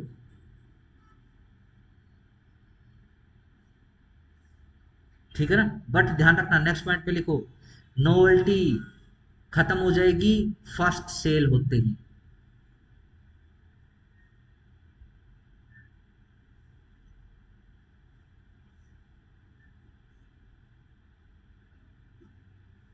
ठीक है जी। हाँ, ये जो 12 महीने का जो समय होता है, ये ग्रेस पीरियड बोला जाता है। कोई कंट्री ऐसी हो सकती है कि जो 12 साल की, 12 महीने के लिए आपको नोवेल्टी के लिए भी रॉयल्टी दे। ठीक है ना, बट ध्यान रखना, हाँ, ये बेसिकली क्या है वही आपको बता रहा हूँ। देखो, इन जनरल नहीं पाई जाती है दुनिया में, सिर्फ दो देश ऐसे हैं जो नोवेल्टी देती है इन्वेंटर्स को। ठीक है ना, नोवेल्टी क्या है कि भैया 12 महीने के लिए आप जो है बस यहाँ हमारे देश के अंदर अपनी दवाई बेच दो या अपनी इन्वेंशन को जो है बेसिकली इस पे काम करते रहो। ठीक है, आपको कुछ भी पब्लिश करने की जरूरत नहीं है। ठीक हो गया, हम 12 महीने तक आपको नोवेल्टी पेश करते रहेंगे। ठीक है ना, लेकिन किंतु परंतु जैसे ही पहली सेल करोगे आप, नोवेल्टी खत्म हो जाएगी आपकी। ठीक है ना, USA है और कनाडा है, ध्यान रखो, दो ही कंट्री है बस। नहीं, बहुत चल रहा है। जैसे रिसेंटली रिसेंटली आपने देखा होगा, एक अग्निकुल नाम से एक कंपनी है, उसने अपना खुद का एक क्रायोजेनिक इंजन बना लिया, अपना खुद का एक रैमजेट इंजन बना लिया। और जो उसने जो रैमजेट इंजन बनाया है, उसका जो रैमजेट इंजन है, बेसिकली रैमजेट इंजन है, पता नहीं क्रायोजेनिक इंजन है, वो दुनिया में सबसे ज्यादा 12 सेकंड तक काम किया है उसने। ठीक है जी, दवाइयों में इन्वेंशन हो रही है अब तो, ये तो हम देख ही रहे हैं, दुनिया के अंदर सबसे सस्ता इलाज हमारे देश में अवेलेबल है। ठीक है, हमारे देश में तो इवन मेडिकल टूरिज्म बहुत बढ़ चुका है। MRI की मशीन अब देश के अंदर ही बनेगी, MRI का भी आ गया है सिस्टम, पहली मशीन तो शायद बन भी गई। ठीक है ना, चाइना से बनवा के लेके अब इंडिया के अंदर ही बनेगी वैसे।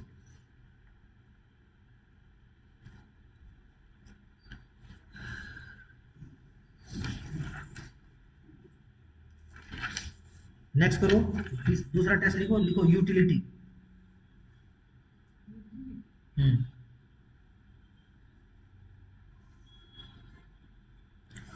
ध्यान रखो यह टेक्नोलॉजी से ही रिलेटेड होना चाहिए।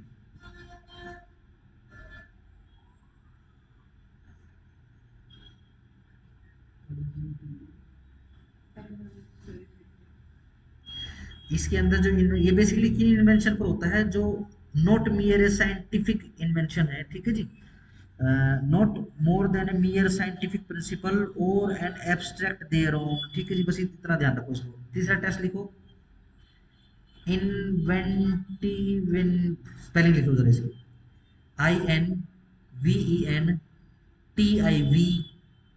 INVENTIVENESS, inventiveness. ये बिगेस्ट टेस्ट है, कितना इन्वेंटिव है बेसिकली।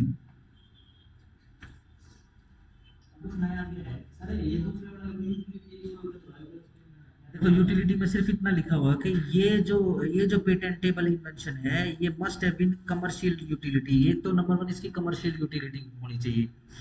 ठीक है ना। ये जो इन्वेंशन है must be related to a field of technology, technology के फील्ड से रिलेटेड होनी चाहिए। ठीक है जी। Branch of knowledge dealing with engineering और अप्लाइड साइंसेज। ठीक है जी। यानी इंजीनियरिंग से रिलेटेड अगर कोई पेटेंट है तो उसको उसकी पेटेंटेबिलिटी यूटिलिटी से ही डिसाइड होगी। मान लो इंजीनियरिंग प्रोडक्ट बना दिया किसी ने तो जूसर भी बना दिया, बट यूटिलिटी क्या है? मान लो कोई पेटेंट करने के लिए जाए तो यूटिलिटी क्या है? अरे भाई एक सीधी सिंपल सी पाइप है, नीचे बस इसके चप्पू जैसी आकृति बनी हुई है, ये जूसर थोड़ा ना बन गया। नहीं नहीं देखो ऐसे ऐसे दबाव से, अरे भाई जूसर नहीं है, पेटेंट नहीं करते। क्यों? क्योंकि यूटिलिटी नहीं। ठीक है ना। ऐसे ही में इन्वेंटिवनेस आ गया। बिगेस्ट टेस्ट है हाउ इन्वेंटिव द प्रोसेस या फिर प्रोडक्ट इज। जैसे कि अगर मैं कहूं कि अब 3 पेडल की जगह 2 ही पेडल आ रहे हैं नई गाड़ियों में, सिंपल। यूटिलिटी क्या है? यूटिलिटी है, बहुत स्कोप है। आजकल स्कूटी को देखो, मैं मुझे आज भी याद है सबसे पहले काइनेटिक आई थी, उस जिसमें गेयर नहीं होते थे। काइनेटिक बड़ी अजीब सी होती थी और ऐसा ऐसा शोर करती थी वो, चलते मेरा आज गला खराब वरना आवाज निकाल के दिखाता मुझे, पता नहीं ऐसी ऐसी आवाज निकालती थी। जो इंडियन जो मार्केट के अंदर बंदे बैठे होते हमको आदत थी बेसिकली वो बजाज स्कूटर ठक, एलएलएम स्कूटर ठक ठक खट खट खट। ठीक है। चेतक हो गया, अच्छा वो एलएलएम तो स्कूटर हो गया। ठीक है जी। सभी ये बोलते थे कि भाई ये टेक्नोलॉजी नहीं चलने वाली। सही। गियर देखो, गियर हटने से क्या होता है बताओ जरा। चलो यूटिलिटी चेक करते हैं। एक बहुत बड़ा फर्क आता है गियर हटने से। आप एक गियर वाली बाइक चलाओ या बिना गियर वाली बाइक चलाओ, गियर वाली स्कूटर चलाओ और बिना गियर वाली स्कूटर चलाओ, बहुत बड़ा फर्क आता है। एवरेज का फर्क आता है। गियर वाली गाड़ी है उसकी एवरेज ज्यादा होगी, जिसमें गियर्स नहीं यानी ऑटोमेटिक है जो गाड़ी उसकी एवरेज कम होगी, बट यूटिलिटी बहुत ज्यादा है। मान लो मेरे जैसे आदमी को, ठीक है जी, मैंने तो घर दोनों टेक्नोलॉजी देखी है, ठीक है ना। मैंने स्कूटर चलानी सीखी थी, गियर वाली सीखी थी मैंने तो। बाइक आज भी गियर्स वाली आती है। ठीक है ना। लेकिन यूटिलिटी जिनमें गियर नहीं है, जिसमें गियर नहीं लगाने पड़ते, मैनुअल नहीं है जिसमें गियर, उसकी यूटिलिटी ज्यादा है। मान लो अगर अभी जैसे स्कूटी ले रखी है मैंने, यूटिलिटी के ऊपर ही तो नहीं रखी है। हाँ ये सब कुछ वही तो बता रहा हूँ यूटिलिटी। ठीक हो गया। तो इन्वेंशन तो होगी लेकिन यूटिलिटी बहुत बढ़िया। यूटिलिटी के भी आप पे क्या कर दिया, ये जो भैया ये जो टेक्नोलॉजी या फिर नया स्टेप आया ना कि भाई गियर बक्सा हटाई दो, क्लच हटाई दो, क्लच का क्या यूज है? एक काम का अननेसेसरी की एक्सरसाइज है ड्यूटी की। ठीक हो गया। सही। ऐसे ही इन्वेंटिवनेस होती है। भैया आपने टेक्नोलॉजी ये बना तो दी है लेकिन इसमें इन्वेंशन क्या है? ये देखो हमने बना दिया है प्लांट बेस्ड या फिर ऑर्गेनिक या फिर वेजिटेरियन मीट बना दिया हमने, इसमें इन्वेंशन क्या है भाई? हिंदुस्तानियों को जाके देखो तो हजारों सालों से खा रहे हैं, मंगोड़िया बोलते हैं इनको, सोयाबीन की बढ़िया बोलते हैं इनको। इसमें इन्वेंशन क्या है? नहीं होगा पेटेंट। पेटेंट होने के लिए 3 टेस्ट आ रहे हैं। यस। पेटेंट होने के लिए 3 टेस्ट आ रहे हैं, इन टेस्ट के ऊपर होता है।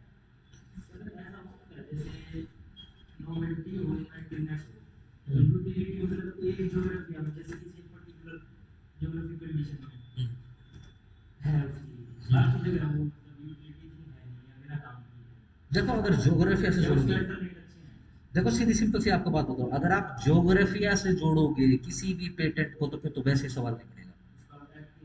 जैसे कि अ, पाव भाजी सबने सुना होगा, पाव भाजी खाई है?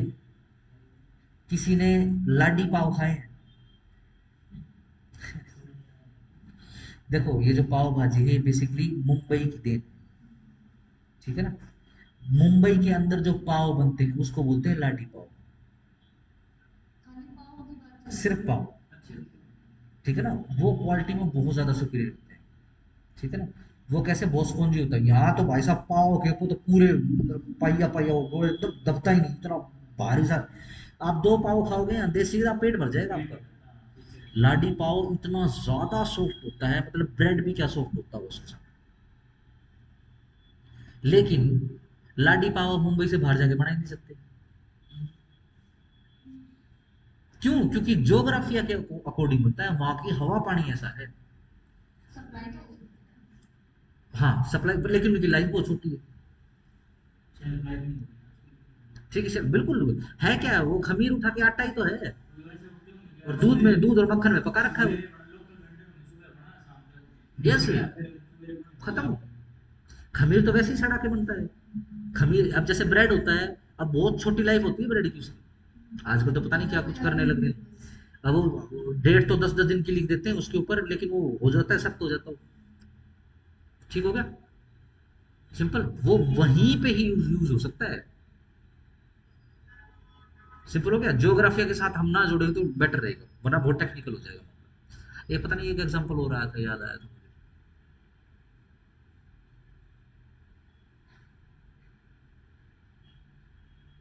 चलो कोई बात नहीं। ठीक है, सिंपल लिख लो। देखो, जब कभी भी हम पेटेंट की बात करते हैं, हम जब कभी भी पेटेंट की बात करते हैं, तो पेटेंट या तो प्रोसेस का होता है या फिर प्रोडक्ट का होता है।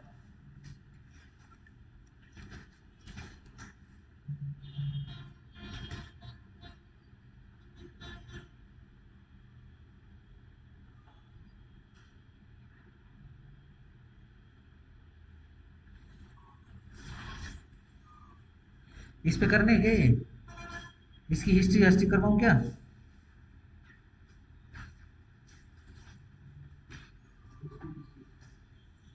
करवाना, बोलो। पेटेंट की हिस्ट्री कराऊं? नहीं है, कोई इंपॉर्टेंट नहीं। सिंपल ऑब्जेक्ट लिख लो, ऑब्जेक्ट ऑफ पेटेंट, हेडिंग बना लो।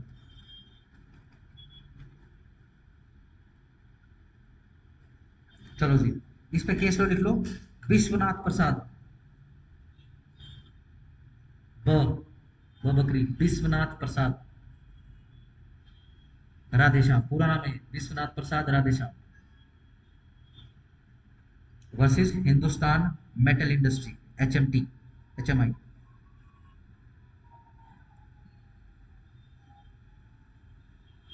सिंपल लिख लो।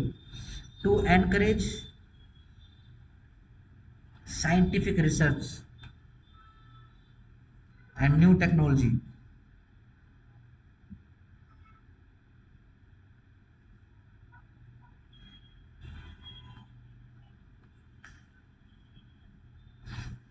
नेक्स्ट हेडिंग बनाओ, procedure for granting a patent. Hmm,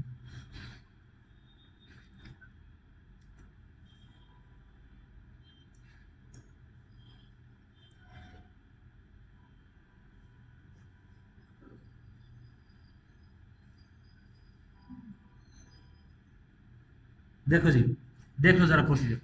chapter 3, application लगेगी पेटेंट के लिए। Person entitled to apply for the patent, जिसका पर्टिकुलर फॉर्म होता है, फॉर्म भर के लगाया जाएगा। इन्फॉर्मेशन जो कुछ भी अंडरटेकिंग, जो भी कुछ फॉर्मेट के ऊपर है, वो अकॉर्डिंगली देनी पड़ेगी। ठीक है जी। जो भी कंप्लीशन के अंदर जो भी स्पेसिफिकेशन है, वो सारी की सारी कंटेंट करनी पड़ेगी। ठीक है जी। स्पेसिफाइड कंटेंट देना पड़ेगा, हाँ बिल्कुल देना पड़ेगा। प्रायोरिटी डेट्स क्लेम अदरवाइज करना पड़ेगा। ठीक है जी। फिर इसके बाद पब्लिकेशन किया जाएगा पेटेंट का। देखो ये चीज हमारे पास पेटेंट के लिए आई है, किसी और के पास पेटेंट है तो भाई ऑब्जेक्शन लगाना तो लगा लो अपना। ठीक है ना। पब्लिकेशन किया जाएगा उसकी एप्लीकेशन का। ठीक है जी। एग्जामिनेशन एग्जामिनेशन ये सारा का सारा जो है, अब देखो हम इसको लिख लेंगे, बड़े ही प्यारे मैनर के अंदर लिख लेंगे। ठीक है ना। सिंपल है। देखो जरा पहला पॉइंट बनाओ। Number 1, filing of application.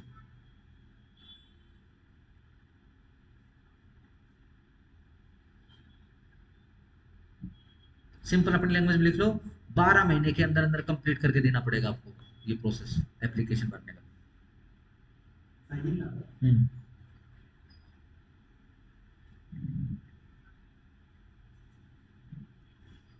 क्यों है? क्योंकि वो जो 20 साल का जो समय है, वो भी इसकी डेट से ही, इस एप्लीकेशन की डेट से ही शुरू हो जाएगा, 20 साल का समय। हम्म। हम्म। फिर क्या करेंगे? नंबर 2 लिखो, रिक्वेस्ट फॉर एग्जामिनेशन। एप्लीकेशन भर दी, तो अब क्या है? सीधा इंडियन पेटेंट ऑफिस के पास एग्जामिनेशन के लिए चला जाएगा पेटेंट। नंबर 3 लिखो, ये जो लिख सकते हैं ना, पेटेंट ऑफिसर लिख दें। पेटेंट ऑफिसर एग्जामिन करेगा और फर्स्ट रिपोर्ट इशू करेगा, फर्स्ट एग्जामिनेशन रिपोर्ट इशू करेगा।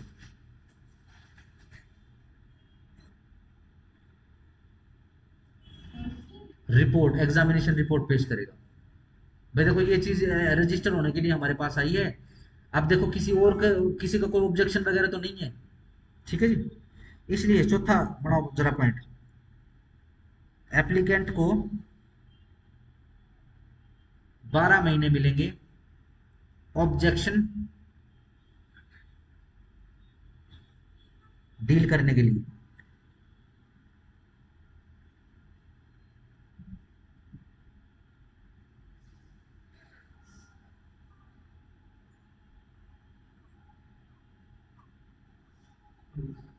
ठीक है जी।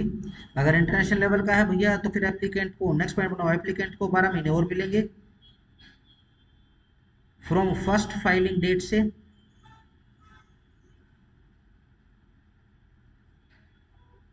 To file in any foreign countries.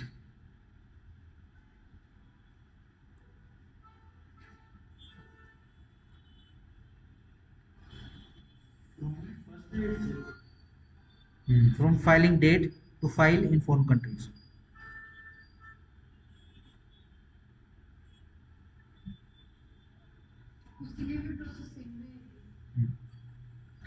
अब देखो नेक्स्ट पे फिर अपोजिशन आएगी इसकी।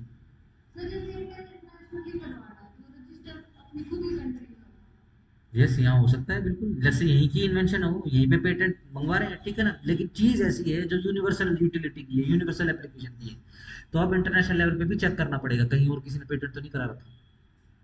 हम कोई 2 rupees thieves like American court या फिर ब्रिटिश कोर्ट थोड़ी ना है, पेटेंट कोर्ट थोड़ी ना है कि चुपचाप चुपचाप ये चोरी कर रहे हैं, खुलेआम चोरी कर रहे हैं, ठीक है ना। अपोजिशन आएगी, फिर अपोजिशन डील करनी है आपने, अपोजिशन की हेडिंग बना लो नंबर 6 पॉइंट पे।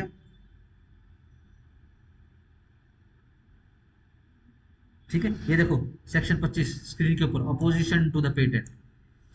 अपोजिशन आएगी, लिखो, दो टाइप की अपोजिशन होती है, प्री ग्रांट अपोजिशन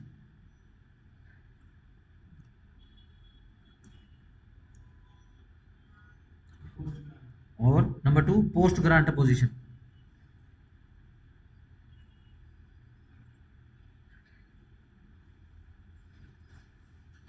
जहां पर application for a patent has been published but a patent has not been granted, patent grant नहीं हुआ, any person may in writing represent by way of opposition to the controller against the grant of patent. Patent grant होने से पहले यदि कोई objection आता है तो उसको क्या कहते हैं, प्री ग्रांट अपोजिशन, ठीक है ना। ऐसे ही ग्रांट होने के बाद यदि कुछ आता है, ये बेसिकली 2 के अंदर लिखा होगा, at any time after the grant of patent but before the expiry of period of 1 साल, अंडरलाइन कर लेना इसको, ठीक है जी। अगर ऐसा पोजीशन आता है तो उसको पोस्ट ग्रांट पोजीशन बोलते हैं चीज को, ठीक है जी। सिंपल, एक हेडिंग बना लो, ग्राउंड्स क्या रहेंगे पोजीशन के।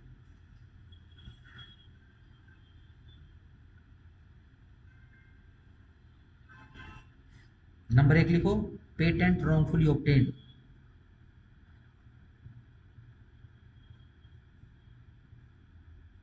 Number 2 prior publication.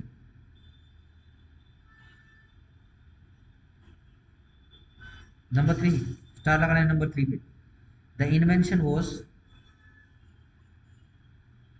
Publicly known. जो इंडियन जो ग्राउंड होते हैं ऑब्जेक्शन लगाने के, ये ग्राउंड है, the invention was publicly known और publicly used in India before the priority date of that claim.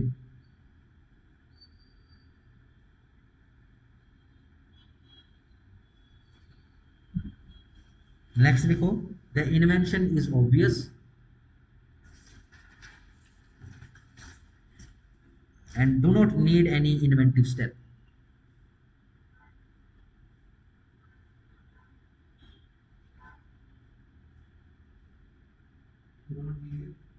कोई इन्वेंटिव स्टेप की जरूरत नहीं, do not need any inventive step.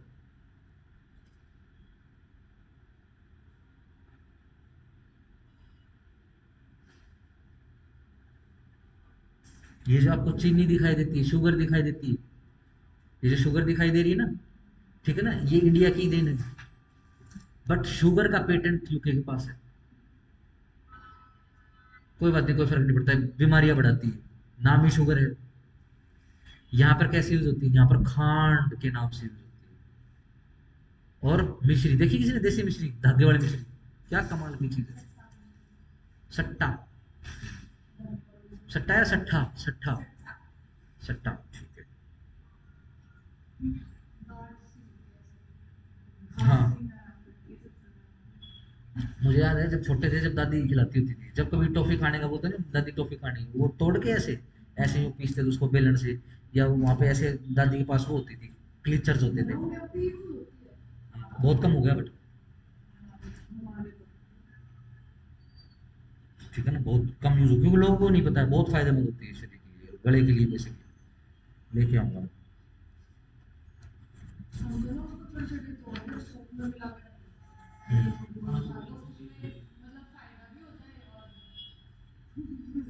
हाँ हाँ बिल्कुल ठीक बात है, ऐसे ट्रा करके लिखो बस।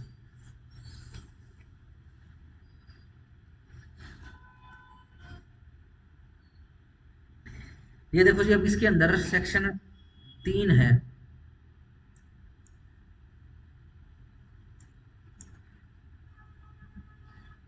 देखो जी, व्हाट आर नॉट इन्वेंशन, किन को हम इन्वेंशन, ये लिमिटेशन है इस एक्ट की, किन इन्वेंशन को इन्वेंशन नहीं मान रहे हैं। जैसे कि एक इन्वेंशन है विच इज फ्रीवलस, जो कि फ्रीवलस है, तुच्छ है, और which claims anything obviously contrary to well establish natural law, और क्या है, जो भी नेचुरल लॉ उसके कॉन्ट्रेरी है। ठीक है जी, चलो जी। But an invention the primary और इंटेंडेड टू यूज और commercial exploitation of which would be contrary to public order, या फिर मोरलिटी से रिलेटेड, मतलब कॉन्ट्रेरी हो जाएगा, पब्लिक ऑर्डर से कॉन्ट्रेरी हो जाएगा, ठीक है जी। और प्रेजुडिशियल हो जाएगा ह्यूमन, एनिमल या फिर प्लांट लाइफ के लिए, हेल्थ के लिए, या फिर इन्वायरमेंट के लिए। ठीक है जी, सीधी सिंपल सी बात है। लेट्स से कल को ऐसा फ्यूल आ जाए, ठीक है, अब वो क्या है भाई, बहुत काम की चीज है। अब क्या है, मान लो जैसे न्यूक्लियर फ्यूल होता है, ठीक है ना, पता होगा ना, न्यूक्लियर जैसे पावर प्लांट होते हैं, छोटी छोटी किट लगती है उनके अंदर, न्यूक्लियर उसकी, ये अपना यूरेनियम 235 की। क्या होता है, वो किट लगाने के बाद सैकड़ों सालों तक चलता है, और ईंधन डालने की जरूरत नहीं होती उसके अंदर। देखिए ना, nuclear power thermal power plant होते हैं, उनमें कोई ईंधन डालने की जरूरत नहीं होती। बस वो क्या करते हैं, ईंधन ईंधन का क्यूब होता है न्यूक्लियर का, न्यूक्लियर एनर्जी का, यूरेनियम 235 का, उसको सिर्फ प्लांट के अंदर फिट कर दिया जाता है। ठीक है जी, उससे निकलता रहता है। क्या लगता है, फिर तो कंचे के मान, छोटे छोटे कंचे के मान या फिर चिप के मान, छोटे छोटे न्यूक्लियर की टेबलेट्स आ जानी चाहिए मार्केट में। ये गाड़ियां वो फ्यूल से क्यों चला रहे हैं, वो टेबलेट लगाओ गाड़ी में और चलाओ, सैकड़ों लाखों सालों तक चलेगा वो छोटी सी टेबलेट न्यूक्लियर की।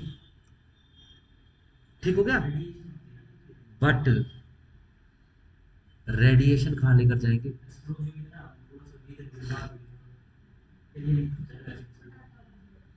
और यस, खतरा है, यस खतरा है। ठीक हो गया। तो सेक्शन 3 को देख लेना।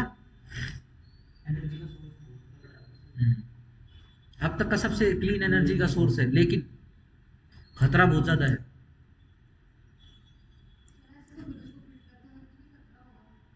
हाँ होता है, यूज करते समय भी खतरा है। अगर न्यूक्लियर पावर प्लांट में लीकेज हो जाए तो नॉर्मल फोर्स और पूरा शहर खाली करवा देते हैं। ये सुनामी आया था उसमें, जापान के अंदर। ठीक है जी, पहले तो भूकंप आया, भूकंप से क्या हुआ, कुछ मतलब लीकेज वगैरह होने लगी, जो पावर प्लांट था वहां पे जापान के अंदर, बार बार पता नहीं, पंजाब भी निकल रहा है मुझे। ठीक है जी, फिर क्या हुआ, पूरा का पूरा एक शहर था, कस्बा बसा हुआ, तो पूरा का पूरा कस्बा खाली करवा लिया। ठीक है जी, अब वो रेडिएशन समुद्र में मिल गया, रेडिएशन समुद्र में मिलने के बाद क्या हुआ कि सारी की सारी मछलियां मर गई। रिसेंटली पिछले साल जो है, वहां के मेयर ने उस समुद्र में जिसमें रेडिएशन हो गया था, वहां की मछली को निकाला समुद्र से, उसको काटा, पकाया और खाया, खा के उसकी ब्रॉडकास्टिंग करी कि देखो, हमने इतनी मेहनत करी है कि यहाँ से जो रेडिएशन है वो खत्म कर दिया, अब यहाँ की मछलियां सेफ है खाने के लिए। खतरा बहुत ज्यादा होता है। रेडिएशन से क्या होता है पता है, क्या होता है, न्यूक्लियर रेडिएशन से क्या होता है। डीएनए चेंज कर देता है जो रेडिएशन होता है, इंसान का डीएनए चेंज कर देता है, और डीएनए चेंज होता है तो बच्चे विक्षिप्त पैदा होते हैं। वहां आज भी जापान के अंदर बहुत रेडिएशन पे बहुत कम मतलब अब है, लेकिन आज भी जो है एक बच्चा ऐसा पैदा हो जिसकी 4 आंख है, ठीक है जी, किसी के 3 हाथ हैं या एक हाथ है ही नहीं, ठीक है जी, एक पैर नहीं है, हाँ, किसी की नाक नहीं है, किसी का मुंह नहीं है, ठीक है जी, तो पूरे तरीके से म्यूटेंट हो चुके हैं। ठीक हो गया, सिंपल। इस तरीके के बच्चे, इस तरीके की, क्यों? डीएनए को उसने जाके डिस्टर्ब कर दिया। हमारी आंख ऐसी है, हमारी नाक ऐसी है, हम ऐसे खड़े होकर, ये सब कुछ डीएनए डिसाइड करता है। ठीक हो गया। ऐसे ही एक्सेप्शन है, ये सेक्शन 30 के अंदर हो गया, anticipation of previous communication to the government. ठीक है जी, छोड़ दो इसको, कोई फायदा नहीं है, इसको जाने दो।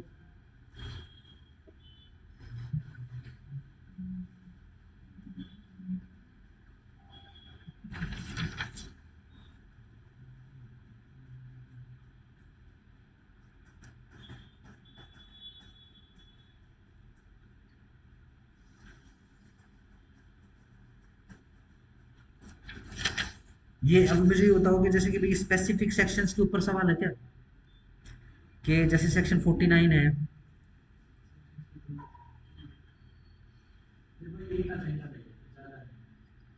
जैसे कि मैं आपसे एग्जांपल पूछ लेता हूँ कि भैया patent right not infringed when used on foreign vessels etcetera temporarily और एक्सीडेंटली इन इंडिया। क्या पूछते हैं इतना डीप से? चलो जाने दो, सिंपल हेडिंग बनाओ, इन्फ्रिंजमेंट।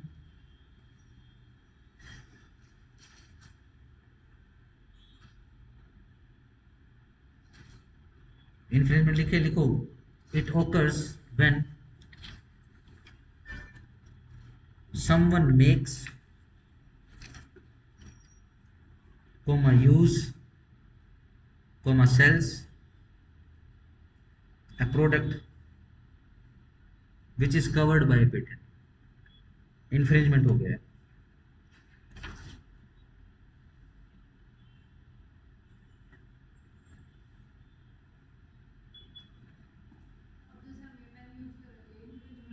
लेट्स से ये है, अगर ये पेटेंट के अंडर है, अभी भी पेटेंट के अंडर है, ठीक है ना, और मैं यूज कर रहा हूँ या फिर कोई कंपनी इसको बना रही है, ठीक है ना, तो मैंने भी इन्फ्रिंजमेंट कर दिया। फायदा ये है कि मान लो अभी पेटेंट के अंडर है, ठीक है ना, रॉयल्टी नोवेल्टी किसी और को जा रही है और मैं बिना बताए यूज कर रहा हूँ, तो मेरे ऊपर पेनल्टी लगेगी, वो पेनल्टी का पैसा वहां जाए।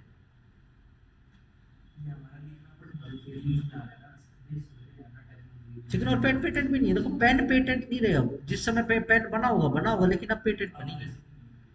ठीक है ना, 20 साल तक रहेगा, उसके बाद तो फिर ये फ्री यूज हो जाएगा।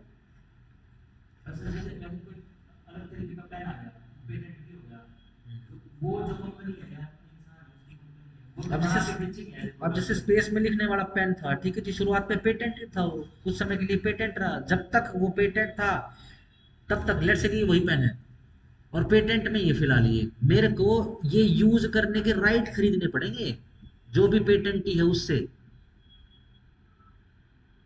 अगर मैं बिना राइट खरीदे उससे ये पेन यूज करूंगा तो मेरे पर पेनल्टी लग जाएगी। पेटेंट देखो, सोच समझ लो, पेटेंट इसलिए करवाया जाता है ताकि फ्री फंड के पैसे आ सके। हल्दी का पेटेंट करा लें, और कोई हल्दी यूज करे ना, करेगा नहीं करेगा, ठीक है ना, इंडियन तो यूज करेंगे। अब जैसे ही हल्दी निकालेंगे यूज करेंगे, हम पेनल्टी ठुकवा देंगे उनके ऊपर कि हमको पैसा दे दो, तुमने हल्दी हमसे भी ना पूछे कैसे यूज कर दी, हमारा पेटेंट है, बड़ियों मीन हजारों सालों से हल्दी यूज कर रहे हैं, हमारा पेटेंट है। इन्वेंशन होनी चाहिए अपनी को, नया स्टेप होना चाहिए, अभी तो पढ़ा हमने, न्यू स्टेप, न्यू इन्वेंशन है, कोई नया प्रोसेस है, कुछ नया प्रोडक्ट आया है। हाँ, अपनी इंटेलेक्चुअलिटी की देन होनी चाहिए हमारी।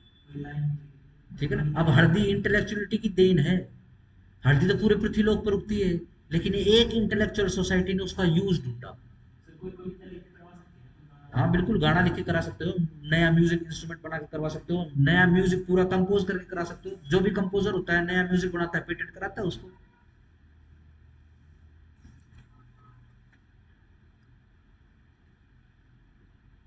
चलो रेमेडीज लिख लो। अच्छा, इसका जुरिडिक्शन का पॉइंट बना, जुरिडिक्शन सेक्शन 20 सीपीसी के अकॉर्डिंग डील होगा इसका, पेटेंट के केसेस में, इन्फ्रिंजमेंट के केसेस में।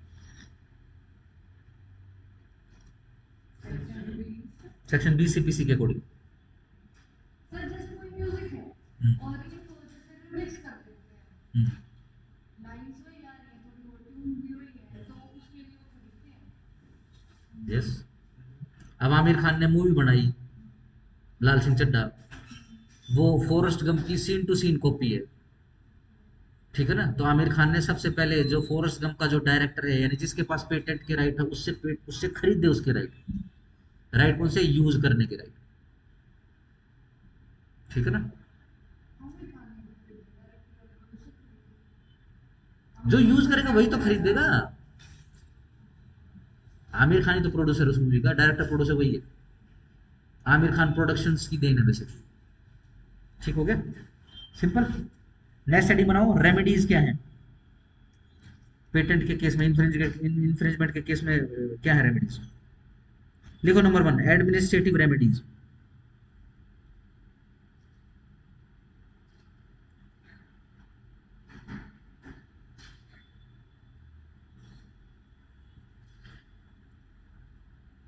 एडमिनिस्ट्रेटिव रेमेडी क्या होती है कि जो पेटेंटी रहता है वो सीधा कलेक्टर के पास, रजिस्ट्रार के पास जा सकता है और उसको कह सकता है कि भैया ये बंदा मैन्युफैक्चर कर रहा है, मेरे पेटेंट को यूज कर रहा है, ठीक है जी, इसके ऊपर पेनल्टी लगाओ। ये एडमिनिस्ट्रेटिव रेमेडीज है, ठीक है जी। देखिए एक बार इसमें, इसमें यदि मिलता है तो।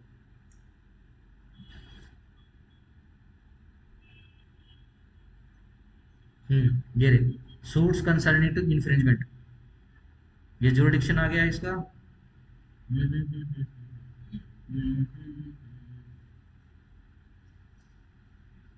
अपील पेनल्टीज आ गया,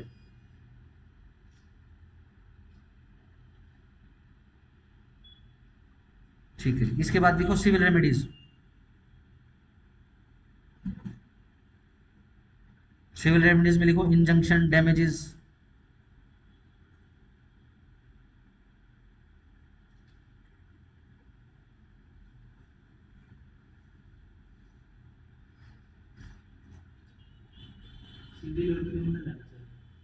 एडमिनिस्ट्रेटिव और सिविल,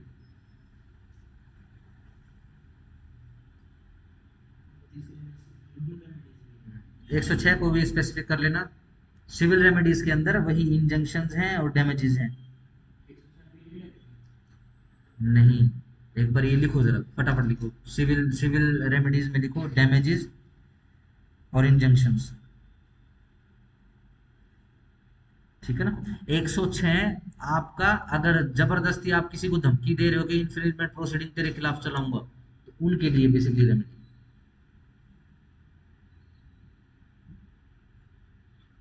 ठीक है ना। सूट्स तो सिविल सूट्स तो देखो जैसे ये 108 के अंदर आ गया, relief in suits for infringement, ठीक हो गया।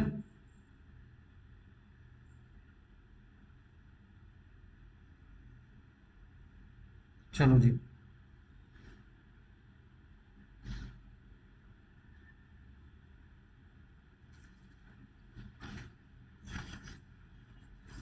चलो एक हेडिंग बना लो, लीडिंग केसेस लिख लो पेटेंट के ऊपर।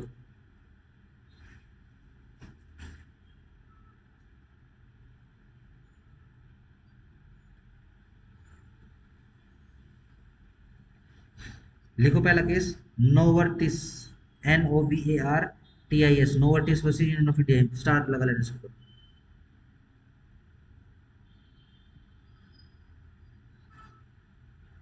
ये कोई ड्रग है बेसिकली, उसको पेटेंट करने का केस है, 2013।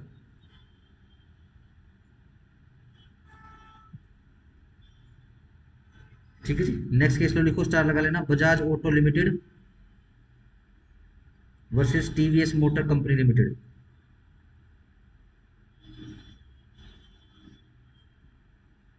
2008।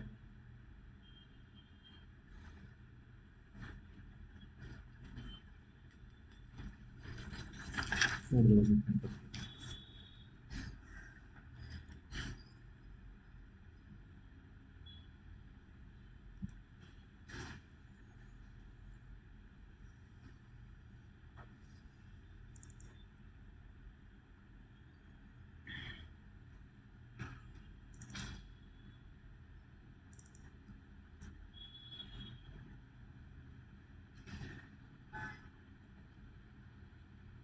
देखो जी,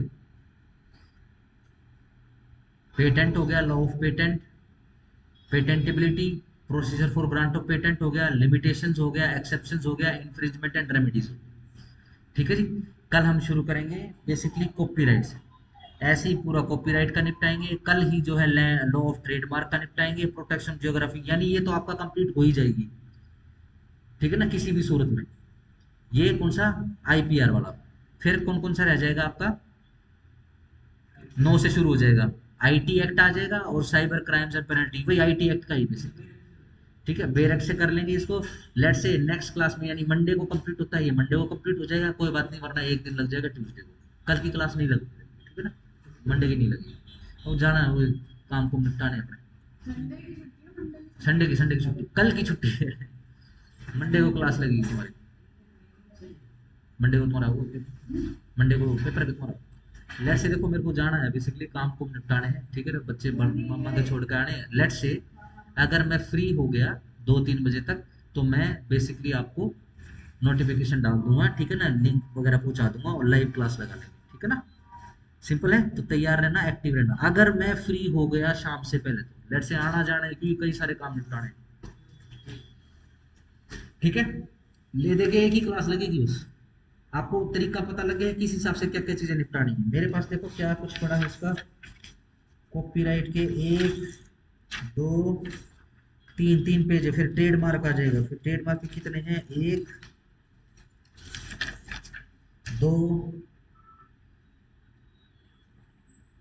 2 पेज है। फिर पासिंग ऑफ, फिर छोटे छोटे वो आ जाएंगे, पासिंग ऑफ का कंसेप्ट आ गया, प्रोटेक्शन ऑफ जियोग्राफिकल इंडिकेशन आ गया है।